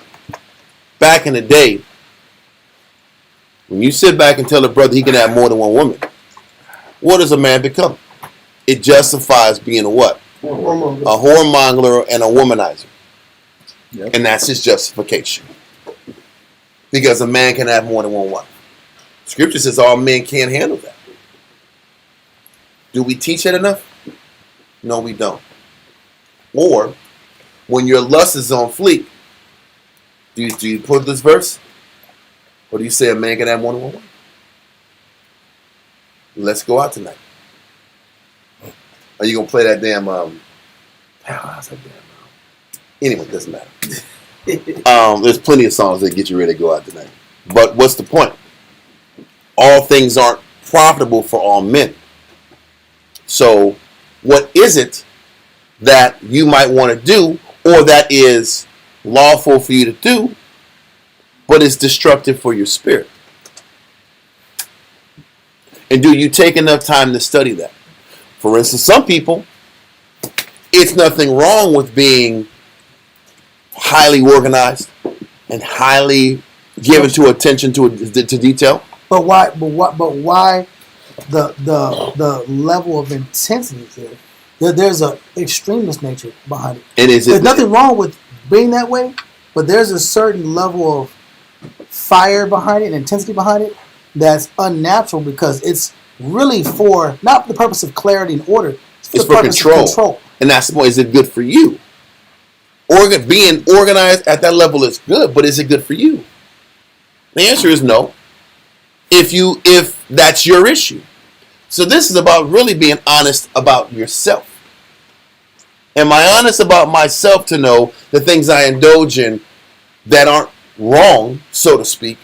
Because this is what this is about. This day is about finding out what are the things that I do that aren't wicked, but will lead to my downfall. And do we take enough time to study that, answer that about ourselves, and learn to starve that out? You might tell yourself this, it's nothing wrong with me doing this, but what does it lead? What does it end up happening in your life when you give yourself that direction? Destruction, weakness, inconsistency, failure, then guilt. Then you're less potent. You're not the same version of yourself. This is what we should be giving our mind to during this high holy day. And every day. Read on. Come. For all things are not profitable for all men. All freedoms aren't profitable for all men. These are freedoms that get you to sin. These are lawful freedoms that get you to sin. Don't forget, the law is the bare minimum of what you do for the Lord. It's the bare minimum the law is. So a lot of things that the law gives us clearance to do, if you do it, if you're in the wrong spirit while you're doing it, it can lead to your downfall. Yep. Just like Solomon. He could have every woman he wanted. Yeah. But what did that do to him? Exactly. Why did he sit back here and feed himself to that spirit? Because you know what? He couldn't get anything else out of doing righteousness. That's what he was saying. Yeah. Vanity of vanities. All is vanity. All is vanity. Now despair is there. Let me just sit back and enjoy and see where this goes. Let me see where that goes. He just couldn't be content with just good works in the service of the nation.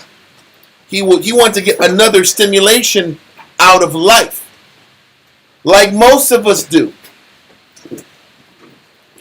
And we're going to go into a class maybe in a few weeks. But you know when we start sinning the worst is when things are going good in our life.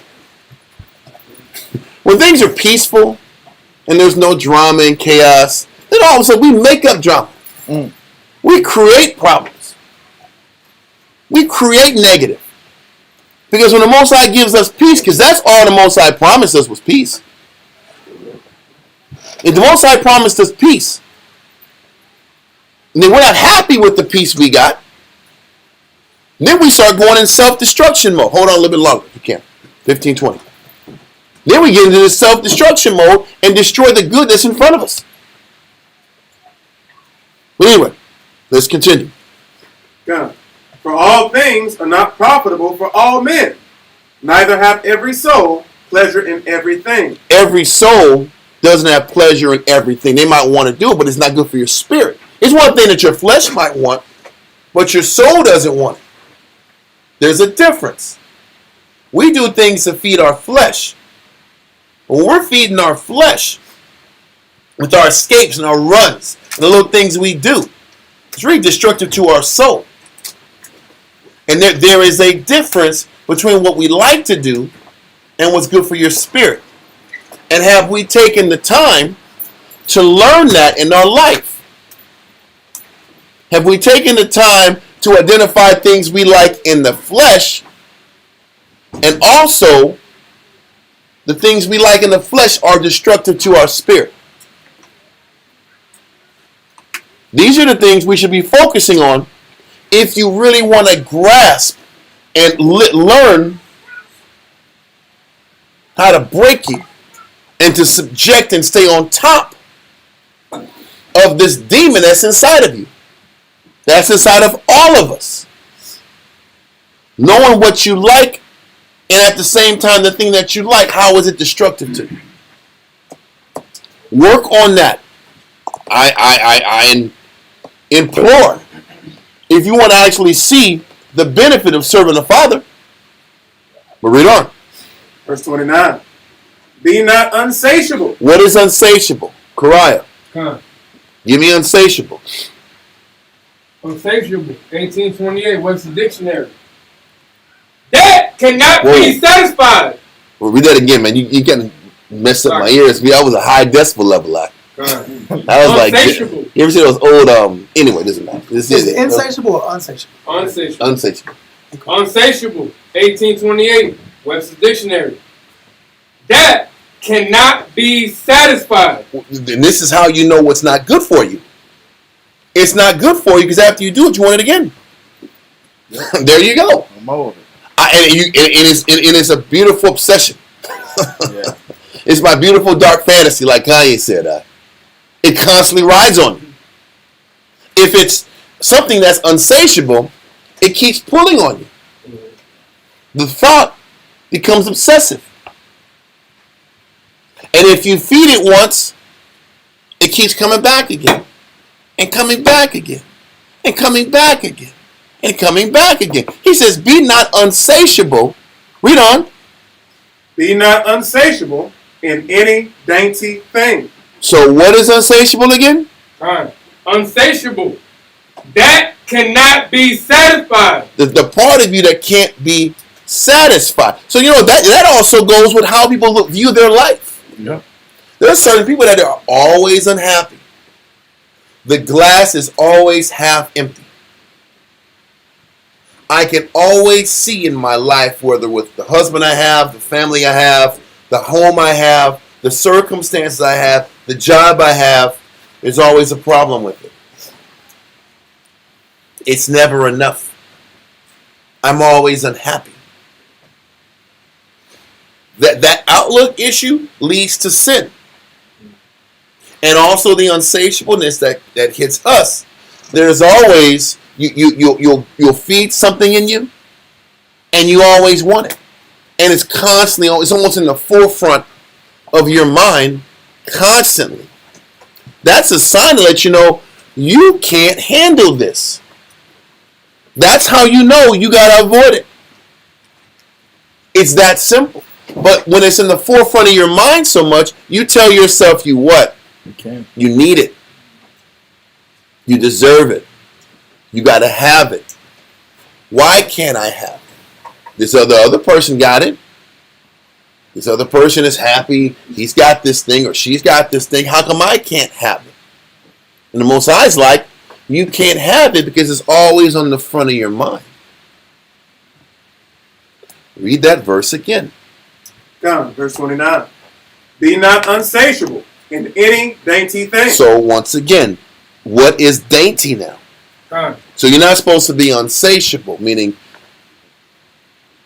if something is constantly riding on you, that's a trigger to let you know you can't live with this. And this isn't good for your soul. It might be good for your flesh, but not good for your soul. Because most of us, we sin habitually. When we sin, we're sinning based on the same things day in and day out. We fight it for a period of time, and we end up succumbing to it. Because it's something that's always in the front of our head. So if it's something that is insatiable and moves you at that level and rate, you gotta know that's the weak spot. But read on, it says, don't be insatiable in any dainty thing. What is dainty, Karai? Dainty. 1828. Webster's Dictionary. Nice. Pleasing to the palate. Listen, and that's just not just talking about damn desserts. It's talking about what is it you really like. What is it that you're really into? And he's telling you, that's even with the mate the Most High gives you. He's not going to give you a mate that indulges your palate on every level. How about that? Because the Most High knows what you need to be optimal for Him. This is why that flesh rides a man to go outside to get what he wants. The Most High, I don't want you to have that. Because that is unsatiable to you. And I don't want you feeding and fueling that lust in you this way. I gave you who I gave you. Because that's what you need. You're gonna have what you need and not what you want. Because what you want is gonna destroy you. Mm-hmm. It's gonna feed an insatiableness about you that cannot be contained anyway. The Most High is a wonderful architect with the people He puts in front of our lives. The circumstances He gives us. He's not giving you what you want to fuel that unsatiable side of you. Read that verse again from the top. Verse 29. Be not unsatiable in any dainty thing. Isn't in anything that your palate is into. So you just know what your palate is into, what you're really into. He ain't giving you that. Because you're not here on earth to fuel that side of you that is going to corrupt you. There's a scripture in Proverbs that says, listen, man, most of the ones that have too much honey. Where's that verse?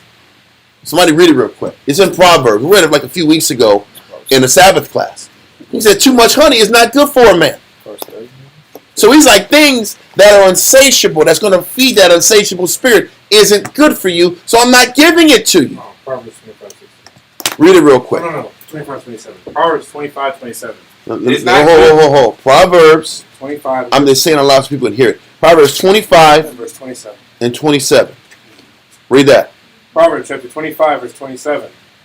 It is not good to eat much honey. It's not good to eat much honey. It's not good to constantly feed this side of you that is unsatiable. Because this is what's got to get killed. So Most High has brought the husband around you that's not going to fuel that unsatiable spirit. He's brought the wife around you that's not going to feed that unsatiable spirit. And however that unsatiable spirit is, your ego. A lot of people want their ego boosted. They want to feel like they're $1 million, and He's not giving you that woman or man that's going to make you feel that $1 million. Because that's not what you need. What do you need? And if you can understand this is the nature of the Most High, then you can start putting it together. There's things for men. Freedom. Some people can't handle freedom. This is why they can't be leaders. They have to be subject to discipline and pressure, or we all have to be disciplined. We all have to be subject to discipline.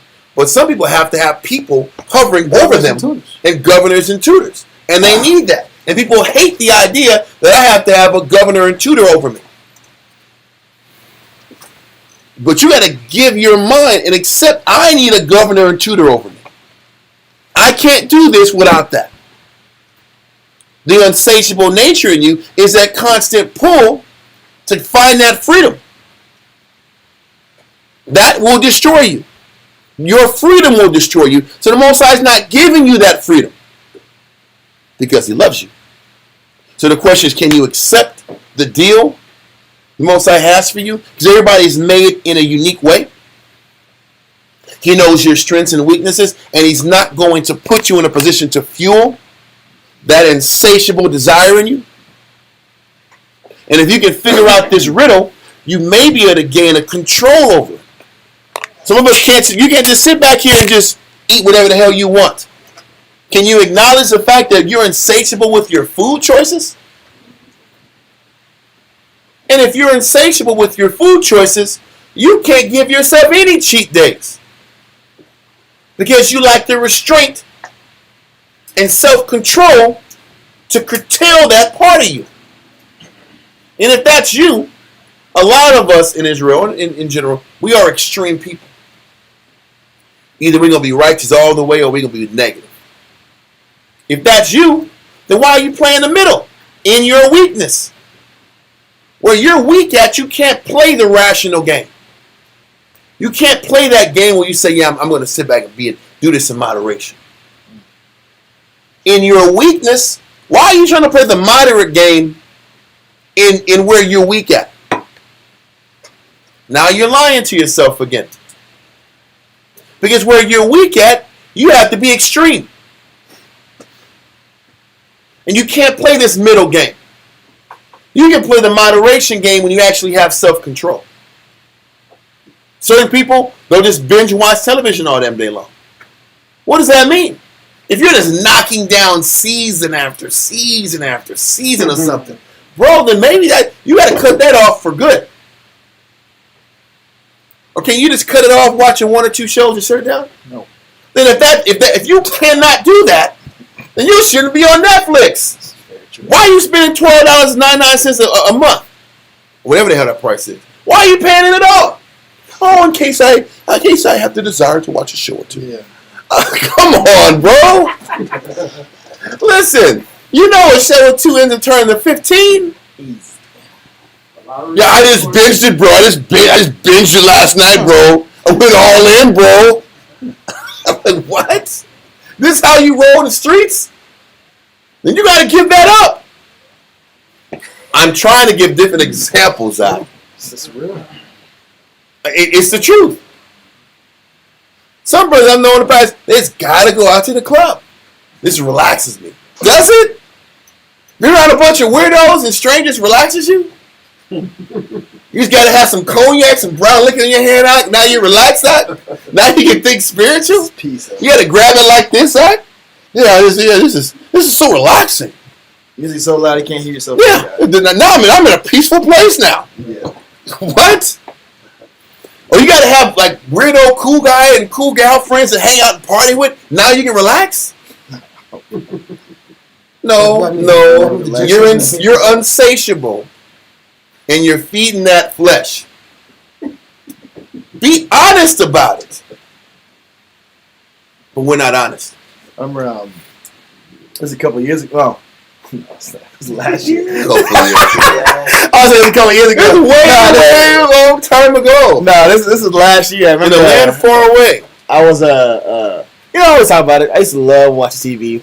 Love watching TV. I'll do my job, get my job done, do my studying, get my classes written. But if I had an hour or two, I'd try to squeeze them in, get my TV watched. I remember I was calling certain brothers, certain elders, like, man, I knew something was wrong with this. So you know what? I should be doing more. I could do more for God. That's what I told myself. So I called Shana Shawan. I said, hey, Shana Shawan, what do you think about this, man? You think I can watch some TV, man? Just to kind of take the edge off a little bit. He's like, well, I was surprised with his answer. He said, you know what? Once a week ain't that bad. I said, okay. He gave me the green light. So I did 2 times. But the question is, that's my point. How long was it going to be once a week? Is it really like an hour? No. It was a whole day. There you go. It was like, if I get once a week, I'm still the whole day. And I remember that's my once a week. That's my once a week. I remember I called another brother later. I'm gonna get to the point. Called another brother later, and I was asking about a topic completely separate from that. And he stopped the conversation. He said, "You know what? What do you do with your free time?" I said, "Well, I get my one time a week. I just watch my TV." He said, "You know what? You can't do that ever again." He said, "You need to have a spiritual hobby every day." I said, "Because your free time is taking you away from the Most High." And from that point, I said, "You know what? That's not what I wanted to hear." But that forced me out of that spirit of sitting down and watch TV for 8 hours a day. Done. Easy to keep it over. Oh, okay. But it's true. But once again, if you want to make significant strides moving forward, something has to go. But where we get caught slipping, I'm reminding the audience, we're looking at I can't sin no more. I don't want to be a sinner no more.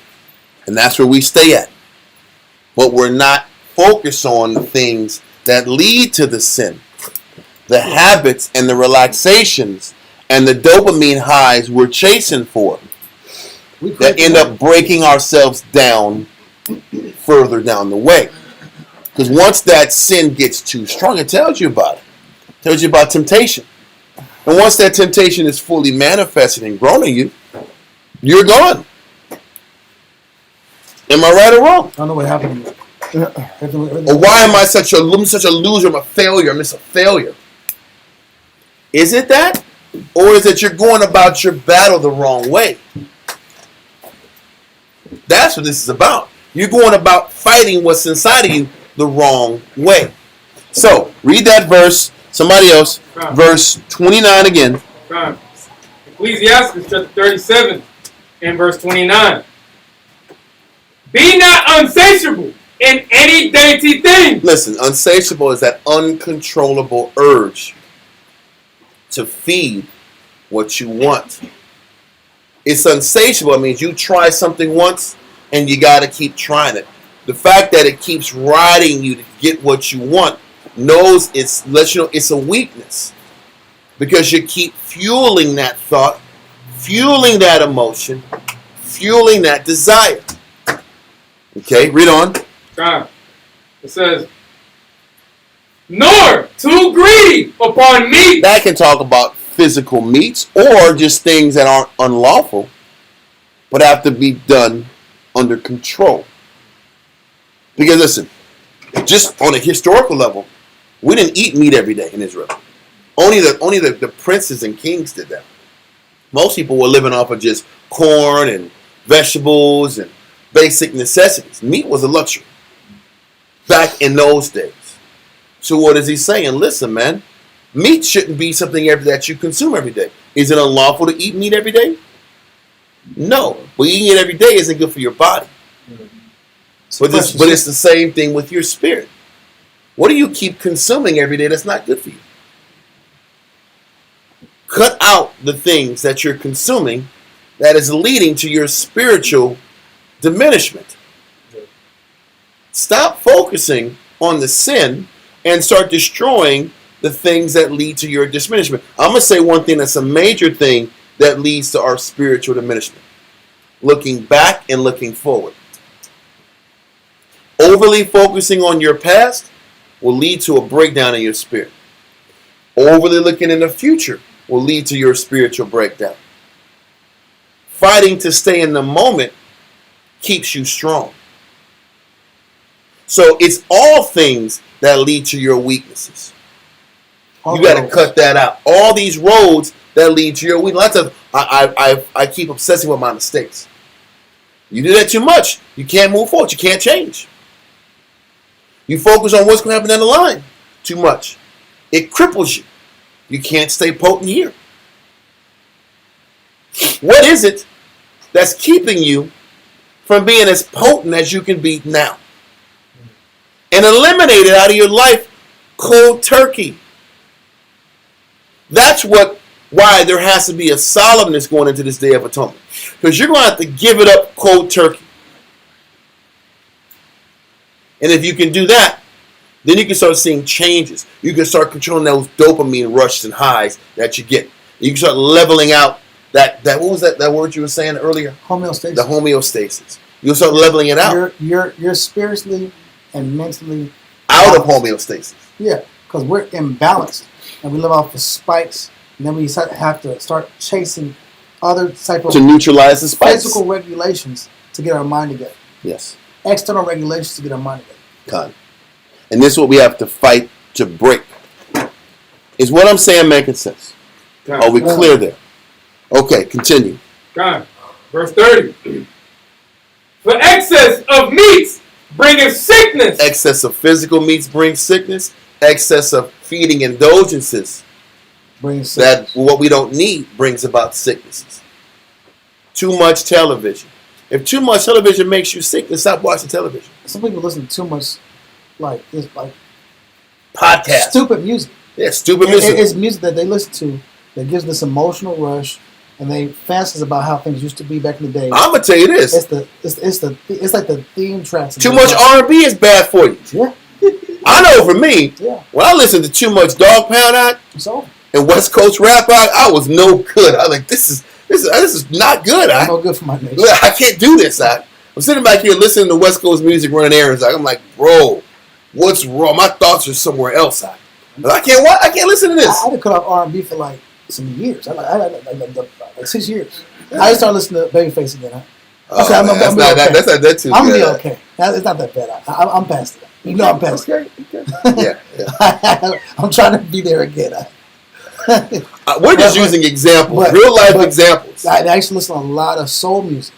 I find myself wanting. Al Green, I want to drink liquor. Yes. I want to drink liquor every day. So some reason these guys are singing about my life, like, oh, I want to do it. Yeah. I said, damn, I want some brown liquor. I need some liquor right now. I don't know why I need this liquor, but this dude's singing me into a bottle. Listen, you know Al Green, how do you mend a broken heart act? But you That's so damn sad. You want to kill a fifth like that. I said, you know what? It's time to not listen to Al Green for 3 years. I had to cover Al Green for 3 years, bro. Because he didn't want to jump off the bridge. I know. Al Green sad. He'll make you feel good. When he's feeling good, you feel good with him. He's love and happiness. He's like, I love and happy and loving. Yeah. And then you look up, he's like, I don't know, I want to live again. I'm like, that next track will take you off a bridge. Yeah. So people write music because people sometimes enjoy emotional spikes, and they're riding. There's a dopamine rush with that. There's an emotional spike they're riding, and that's not healthy either because you're conditioning your mind to always ruminate on that one tone. Then you start to envy the world, and then the envy of the world turns into despair, and then the despair turns into sin. It still goes back into all these cycles. So is it the sin? Is it the act that came from the despair, or is it what fuels the despair that you had to destroy? Now I gotta listen to blues. Like I listen to blues because I don't really feel I don't really care about the blues. I don't hate it, but it's like an intellectual thing. Like okay, I'm just hearing how people used to sound. Yeah, like this is how we used to deal with life back in that time. Yeah, there's not an emotional connection. Mm-hmm. Having too many romantic. When I say romantic meaning you have this intimacy with something. Yes. Romanticizing. We're romanticizing. Mm-hmm. People romanticize a drug. They romanticize a style of being. They romanticize. And music takes them back to a time that they love. A time of freedom. That when I hear this song, I remember I was on the beach, and I remember and you're painting this picture in your mind that you can't live in reality, and now you're sad. Yep. So what is the Most High saying? What are these meat? What meat are you tapping into that's making you sick? Scripture says all things are lawful, but not what? Not about lessons and not about development. Because expedient means not about your development or development of others.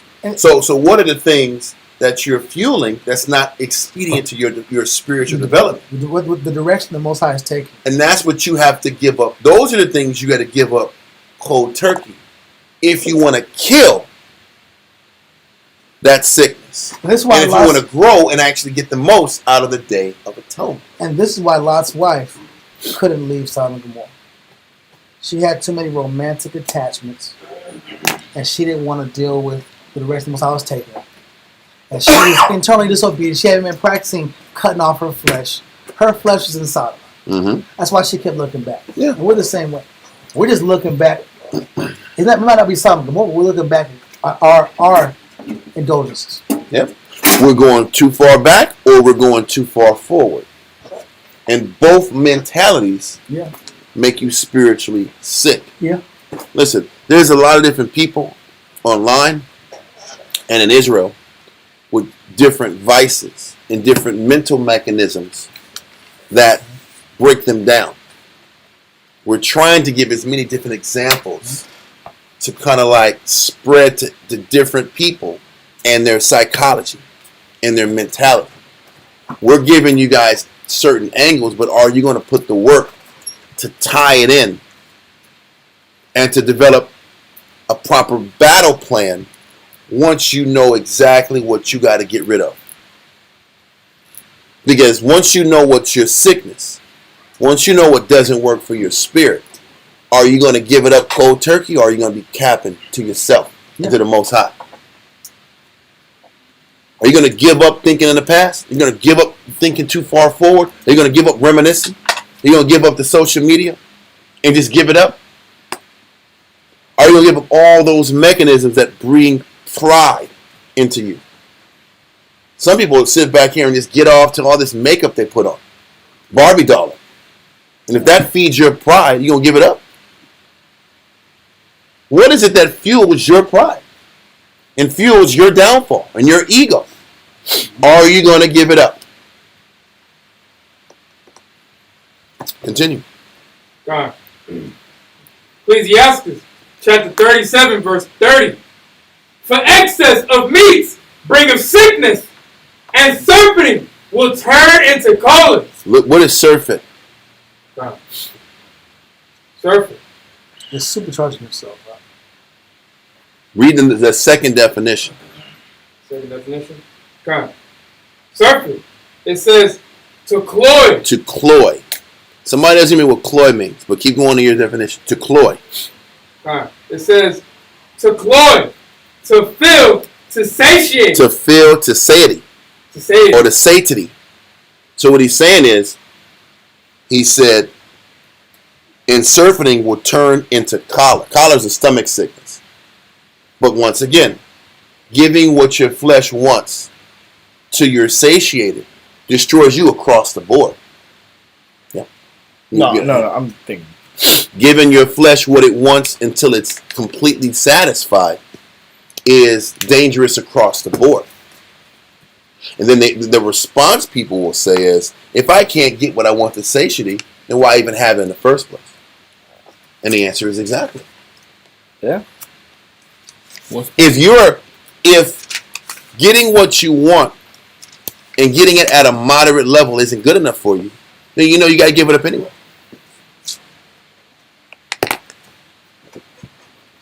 That's how you know you got to give it up cold turkey. Having it at a small, very small rate isn't enough for you. It makes you frustrated. It makes you angry. It makes you uncomfortable. Then that's how you know you got to give it up all the way. Because you're never going to have enough. You're going to keep destroying and diminishing yourself. And destroying your spirit. This scripture in chapter about excess in any level is deadly for you. And if you get frustrated, that's like for me. I drink coffee like twice a week. Class days, Saturday and Sunday. Saturday and Monday. If it starts getting to the point where Saturday and Monday is too much and I want more, now I realize I got to give it up. Well, the pull is there. The pull is getting stronger and stronger and stronger. It is. You have to cut it off. Because all of a sudden lately, even the drink I normally drink, I'm not as motivated to make it. It's starting to be a warning sign. Okay, how come you're not drinking this turmeric and ginger drink that you make every day? And this black syrup molasses and that lemon that you drink. You're like, I guess I can make it. Or I can miss it and drink some delicious cafe Americano at the coffee spot. What do I want to do? You know what? I've been working hard, dedicated. I can get some cafe Americano. Dedicated. With a splash of coconut milk, please. Yeah. Thank you. Thank you very much. Yeah, it has to be like that. Thank you. Thank you very much. Thank you for your gratitude. Or you sit back here and just thug it out with this drink every day that literally lasts all day. Like this drink lasts all day, bro. I'm drinking. I'm sipping on this damn drink from 9 a.m. to damn 5 p.m. But then that kills all the coffee dreams, huh? So I'm gonna drink coffee. I can't do this. I can't even enjoy it. I'm using a very simple carnal story to explain the desire to satiate yourself. One scenario, if it doesn't make you happy, you know you got a problem. And you got to cut it out completely. If I can't go without it and That's be the mentally point. clear, then it's a demon. It's a problem, demon and you to got that to get personality. rid of it cold turkey. And that's how you can gain leverage over your spirit. Yes, sir. Unsatiable. Yeah. Okay. Just on your point, Award. There's another definition that says, wanting more than you can take, covetous. Wanting more than you can take, than you can actually handle. This is the thing that leads to your sin. Yeah. What are the things that you keep wanting that you can't control how much you want? If it is an obsession, then you can't have it anymore. And it's not good for you. Know what's evil for your spirit and give not unto it. It's evil because you can't have enough of it. If you can't have enough fast food, then you got to give it up cold turkey. If you can't give up, if womanizing is your thing, then you can't do it at all. What is it that's your thing that you can't get enough of? For women, if you just got to have attention, then cut that out. That's a demon for you. Then stop flirting. Stop bringing negative attention your way. What is it that's your sickness that's getting you in a way to keeping you sinning and keeping you back here every 10th day of the 7th month crying and acting like you really give a damn about change when you don't? Let's do some real researching and studying about ourselves so we can get some leverage and control over our lust and over the things that we keep tripping over. Read on. God. It says, Ecclesiastes 31. 37. Uh-huh. 31. Okay, 31. Con. It says, by surfeiting have many perished. By surfeiting have many perished. By feeding this excess, many people have perished from surfeiting. Do you think that's just talking about colon cancer in the damn ecclesiastical times? In the BC time? You think that's what it is? It's not. Many people have perished because they keep feeding parts of them that they can't control, that they got to keep having. That is the spiritual death of most men and women. I got to keep going to something for comfort.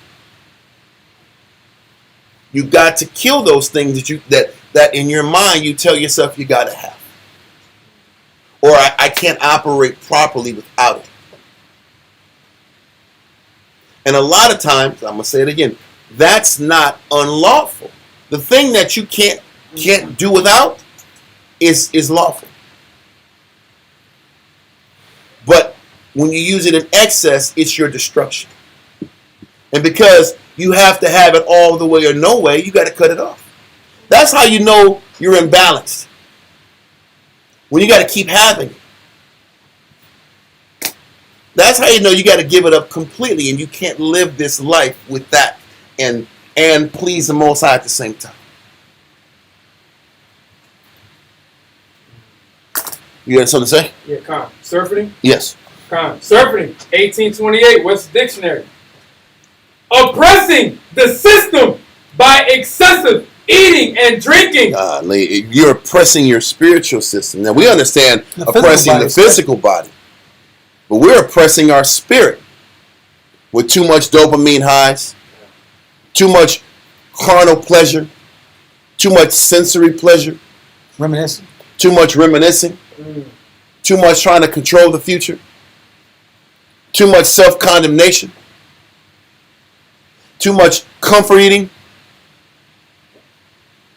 comfort sexual activity. Yeah.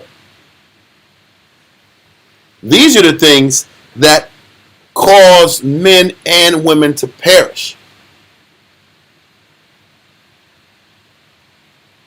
Read on. God.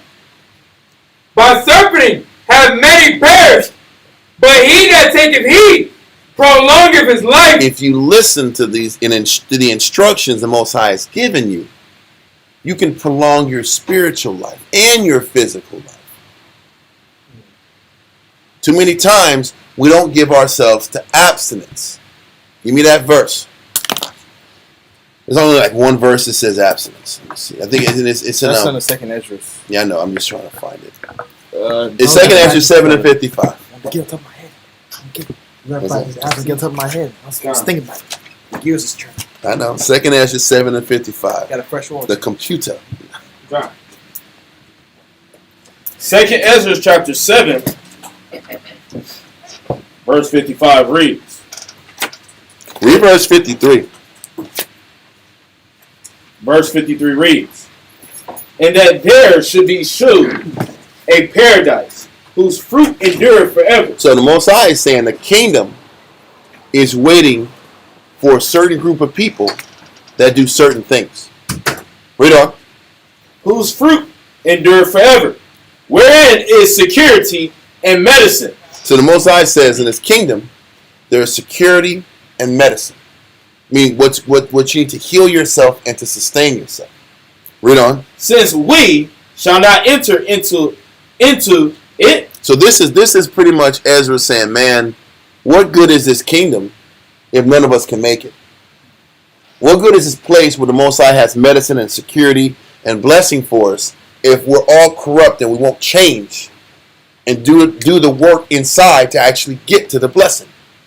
Read on. Verse 54.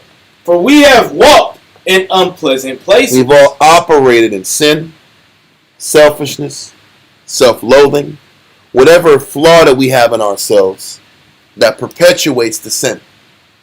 Read on. Verse 55. And that the faces of them which have used abstinence shall shine above the stars. So the individuals that have used abstinence will shine above the stars. Somebody give me abstinence. Come. Somebody give it to me. Abstinence. Abstinence. Or maybe I'll get it. You got it? Come. It says. Hold on. Let me get it to you. Abstinence. 1828. You want the first time? I'm looking for it right now. It's 2. Okay, 2. The refraining. Yes. Number 2. Come.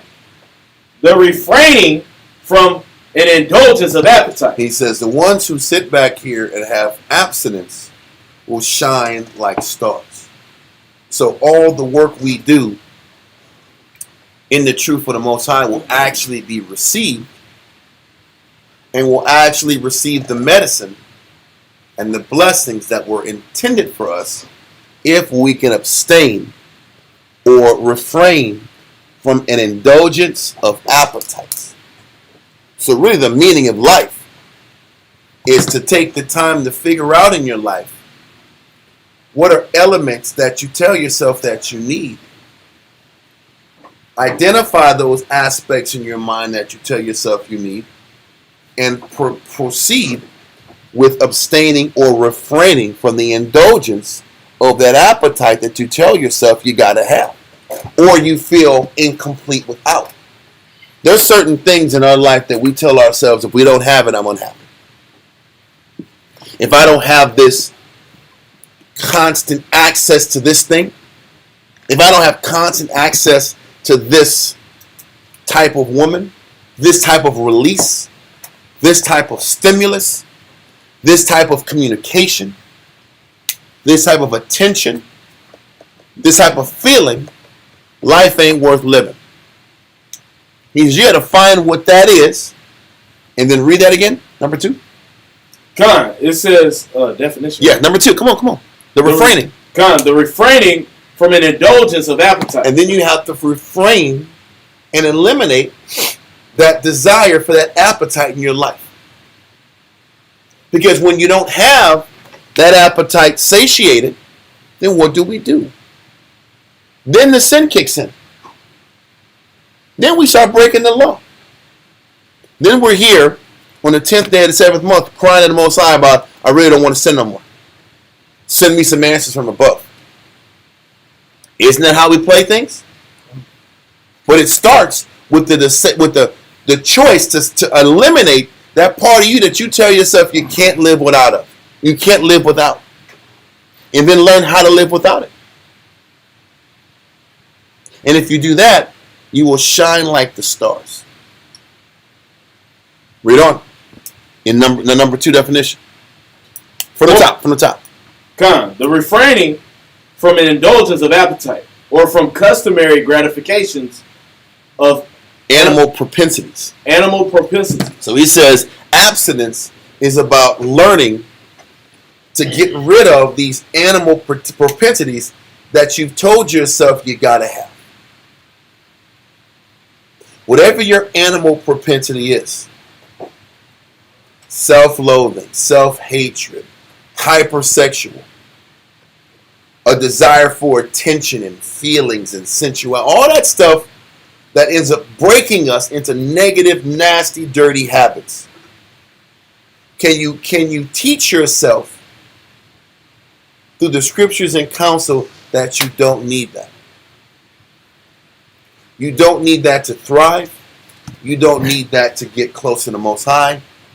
And that these animal propensities are unnecessary. And they are detrimental to your life if you feed them. Read on. Con, it denotes a total forbearance, as in fasting. He says you got to totally give it up and fast from this animal propensity that's inside of you. What does that mean? I can't watch the shows no more. I can't eat the fast food. A lot of us sit back here and we comfort eat. We eat large amounts of food to bring us peace of mind and happiness. Did you know that your stomach is supposed to be this big? The size of your hand? Israel's eating 5 hands worth of food, huh? Listen, give me your hands real quick.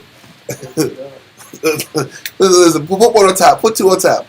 We eating like this much food. I'm hungry. I'm so hungry. Crazy. That's what we're doing. But really, your stomach is this big. So all your stomach is doing is this. It's gorgeous. That's what we're doing to our body. But then it causes, because we tell ourselves we need it. But, this makes me happy. But then people around me start having a negative reaction to me because I'm known for being a gorger. A bigot. And people have an issue. That gorging nature, it shows a lack of consideration to others. Yep. Because you have resources, you have shit. Yep. So now people start to hate you because you don't. Because your gorging is an act of selfishness. This lack of inconsideration of the people. Yeah. I openly don't consider you. I just don't say what I'm mouth, but my actions show it. Or we don't love the body of Christ, because we have to be at our optimal best to be good for our people. Yeah. So if I'm overindulging in the food, then I'm really operating on 60% effort. Yeah. Then who am I doing a disservice to? The people I'm responsible for. And I keep doing this, my health's going to decline. I'm going to get sick, and I'm going to die early. Yeah. Who am I endangering it? The people who love me. Because a lot of times we don't think that our sin. This is a real thing. We don't think that our sin hurts and affects anybody else. Yeah. And we're comfortable with staying strong. This is a real one. We'll stay strong in things that people can obviously see. And then we can logically say, man, if I do this, the body is really going to get affected on this. Yeah. But when I do this in closed doors, nobody else gets affected. So I can keep going with that. But what we don't meditate on enough is that when we weaken ourselves with sin, our message is less potent. Our counsel is less effective. The teaching is less strong. Our service is weaker. And we're still doing our people a disservice. And the Most High sees everything. This should hit hard for every single person in this room and online. Because none of us are perfect. And we have a lot to do. And in our own way, we overindulge in the flesh. And we tell ourselves we're justified. But every time most of the time, we're overindulging in the same fleshly path. It's not like we just overindulge just once in a while, then that once. No, when you see a person's pattern, they overindulge in the same things over and over and over again. And it's multiple things. Huh? Because most people, no one is ever just addicted to one thing. Huh? I'm just addicted to sugar. Or I'm just addicted to watching TV. If you have an addiction, more than likely there are 2-3 things that are also compiled with them. Which is why the scripture said, I don't know if you went there, it was talking about how a man who's liberal with his meat and how his report will be believed. Because a person who's disciplined in his meat, figuratively speaking, Yes. but someone who you can obviously see he's controlled in his portion size. He's liberal in his freedoms. In his freedom. He's not taking advantage of it. He's not doing too much. Because to be liberal in your meat, that means it's like, listen, I'm only liberal in the things I know I can control. Yes. Abstinence has to come to things you know you can't control. There's certain things that will overload you. Okay. And if it overloads you, you can't indulge in that at all. That's how you can break your flesh.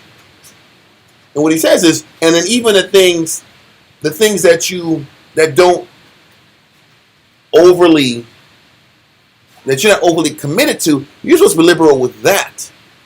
Yeah. You're liberal with things that don't, whether you have it or not, don't matter. Be moderate in all things. Because that is a mind well taught, well instructed. A person who is controlled in every facet of his life is someone you can trust to lead a camp. Someone you can trust to instruct you. Someone you can trust to raise kids, to raise a family. They're trustable because everything in their life is ordered. I'm going to say it again, and I'm going to cut you off. Yeah. You're moderate in all things, and you abstain from things that you got to have. Yeah. I want to make sure we're clear on that. Specifically, yeah. Moderation in all things, but abstain in the things that you know are bad for your spirit. Yeah. Which is the proving process. Which goes back to the point of the class where tomorrow is the day where you reflect. And you're supposed to take a solemn mindset in how to corral this. Now, can I ask this? If I'm in the reflecting stage, how do I go about asking the right questions? Because a lot of us can't see outside of ourselves. A lot of us can't see, this problem is more than just a small issue. This problem here is more than just a bad habit I picked up I can get rid of, like biting some nails. How do I go about starting this process, identifying the issue, and then taking the proper steps? What the number one thing is honesty. And honesty to a counselor. Too many times Israelites think they can do this on their own, and it don't work. Trying to figure it out on your own don't work. I don't care who you are. It don't work. Because you're always going to be softer on your plight. You're going to always be more, give a story that makes you look in a more favorable position. Or you have a blind spot. Or you have a blind You spot. have a blind spot, and then you're misidentifying problems. Because the wicked never what? Understand? The wicked don't understand why they haven't fixed themselves. Why they can't change what's inside of them. Because the blind spot is the fact that you're wicked and you like that. Yeah. That's the blind spot. The blind spot is you don't want. Listen, that guy those guys that are hanging out on your couch don't want to leave. So they're going to tell you that's not your problem. Those spirits that are inside of you aren't going to tell you you do need this, and that's not your problem. There's other things you got to focus on. So you have to depend on honestly telling people around you what's going on with you, and allowing them to smite you, to scourge your thoughts. Let the righteous smite me. It should be a what? So it starts with that. And once you have counselors that are hearing your story on countless occasions, then they can start laying out what your issues are. Then once you have a roadmap of what you're dealing with, then the honesty has to come in and the acceptance that that's what needs to get broken. And then the realization that this is what I like and I have to no longer have it. If meat offends my brother, I should not eat it as long as I live. But if meat offends me and corrupts me, I shouldn't eat it no longer either. Yeah. If the things that I do, that I like to do is weakening me, I have to give it up and be moderate in everything. And see, we use that word moderate. And we'll use moderate to justify even in our fleshly weaknesses. As long as I'm moderate, I'm okay. No. Where you are insatiable or unsatiable, you have to abstain from your unsatiable nature and be moderate in things that you can care less whether you have it or not.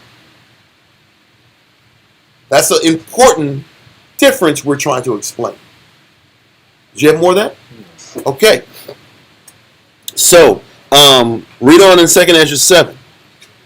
Con, 2nd Ezra chapter 7. And 55. Verse 55 reads, "And that the faces of them which have used abstinence shall shine above the stars." And what was abstinence again, the definition? It says abstinence, the refraining from an indulgence of appetite, or from customary gratifications of animal propensities. Listen, a lot of times we want to feed that animal inside of us.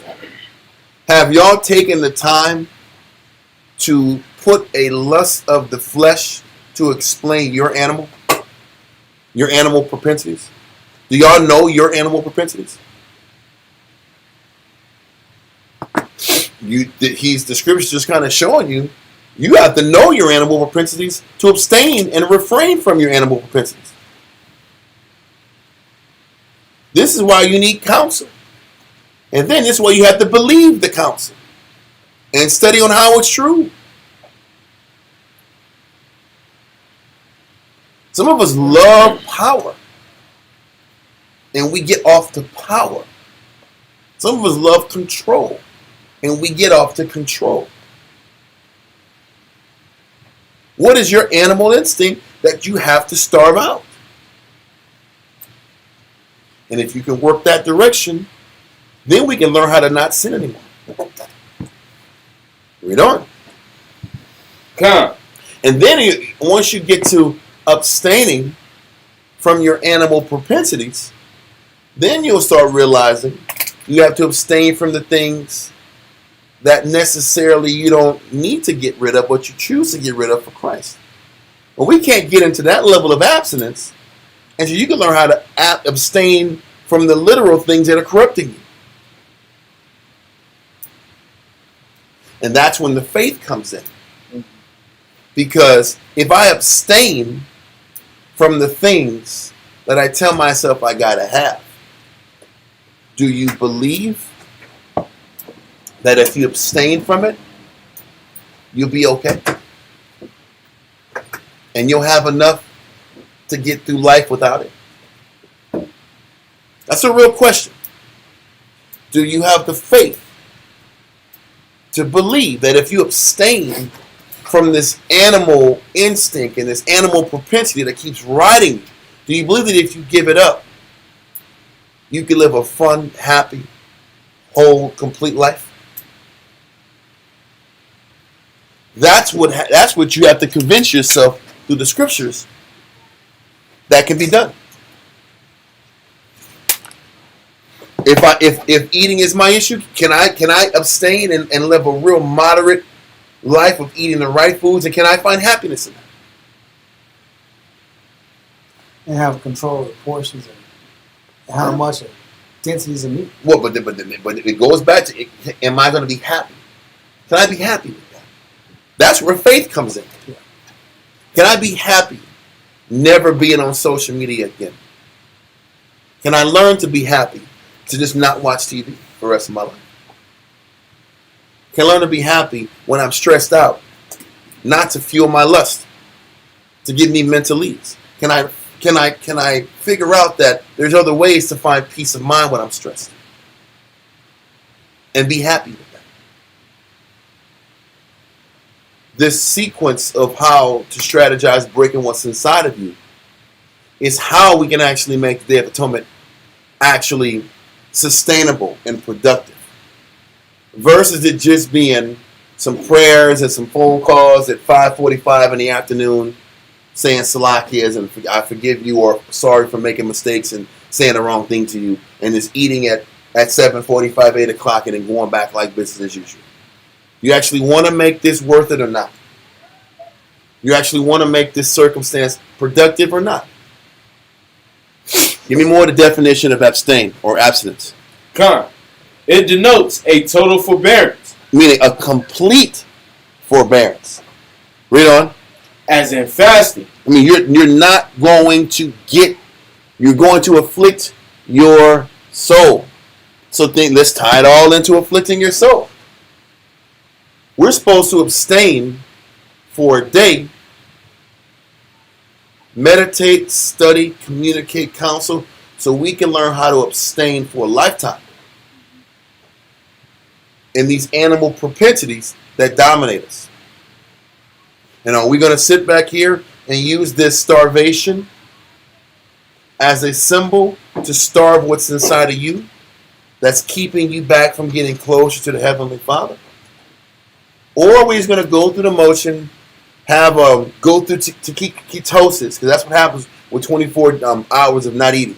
You go through ketosis and everything starts working good physically for you when you do that. He's going to physically go through the motions, or meditate on how to starve those animal propensities out of you, to actually be a productive individual for the long run. So let's continue. It denotes a total forbearance, as in fasting, or a forbearance of the usual quantity, listen, you're cutting down, you're cutting something out cold turkey, or you're cutting down your quantities cold turkey. He's telling you what it takes to properly fast, to properly abstain. Mosai uses symbolisms on the highest level. Abstain from eating, abstain from meats for the day, so you can practice abstaining from those spiritual meats you always feed into for the rest of your life, so your light can truly shine. If you want your light to truly shine, are you going to abstain from those animal propensities you got in you for extended periods of time and be happy with it? Let's continue. Con. In the latter sense, it may coincide with temperance, but in general, it denotes a more sparing use of enjoyments than temperance. It's less about being temperate and moderate. It's less about being temperate and moderate, and more about just not giving into those enjoyments. Because the enjoyments that he's saying to get rid of are leading to the sin. Are you going to give up those things you enjoy that weaken your mindset, that fuel your lust, that fuel your lack of discipline, that fuel a scattered mind, that fuels your dreamy mind? A lot of us like to be in this dream space. Am I right or wrong? A lot of us find escape in this dream space that we find happiness in, but that destroys you. Or your happiness is in a bottle. Or your happiness is about being around a bunch of people. Why do people like to be around other cool friends hanging out? Why do people love that so much, Croc? Because we don't want to think about you. Yeah, or I don't want to think about myself. I'm not saying you. I'm talking about you, the individual. Yeah. People want to hang out with everybody. Hey, vibing off people. Yeah. They don't want to sit back and be at home and see the monster inside of them. Yeah. That's why people want to hang out with people all the time and be around good times. Because if I'm not around good times, I got to see me and see me for who I am. That's a form of escape. And that's all I'm expressing. What's your escape? What's your animal propensity? And are you prepared to give that up? Not operate with temperance and moderate. It's not about being moderate with your animalistic tendencies. The animal has to be subjugated completely and controlled. You're moderate to things that don't really affect you. Yes, sir? I was going to say, brothers used to call it brotherhood going out. I know. And our brotherhood was just feeding the flesh. Right. Because you want to break. Because being home and reading the Bible, you don't get out of that. You don't get nothing out of that. That's work. Yes, sir. If we're not having a good time, then it's a bad time. Yeah. That's how we look at it. God. Because we just can't sit down, read the scriptures, find peace in our life. There's got to be something else that simulates it. Yes. But if you ask a brother, hey, let's study or go over a class, they'll be like, I'll get back with you another day. Or they'll do it. Yeah. That's real talk. Yeah. I've actually experienced that. Yeah. Or they'll be there and fall asleep on you. Yeah. That's it. One or the other. So once again, we're getting understanding to what this afflicting your souls is. He's telling us to afflict your soul so you can actually afflict your soul. You're supposed to not eat any food as a physical representation of starving out that negative in you. That you tell yourself you got to have. Because we also tell ourselves we got to eat food. And most are like, you can get through a day without food. Just like you can get through a day and a year and 10 years without feeding that lust and that animal propensity you got in you. You can live without that, just like you can live without eating food. And that is the correlation the Most High is bringing together for us to understand about this topic. Are there any questions? We're going to shut it down, Israel. Thank you for tuning in. See y'all. We won't have class on Wednesday because we're going to be celebrating. Hopefully, we'll talk about actual strategies of fixing what's inside of us versus just eating chicken and rice and carbs and starches, carbs and sugars. Maybe we'll sit back here and eat and discuss how we're going to go about breaking these animal propensities that are inside of us. That should be the goal. Hopefully we'll be talking about productive solutions to gain leverage over that negative that's destroying you. The water for tuning in, y'all. We will be having class back on Friday, and we'll go from there. But love y'all. See y'all later. Shalom.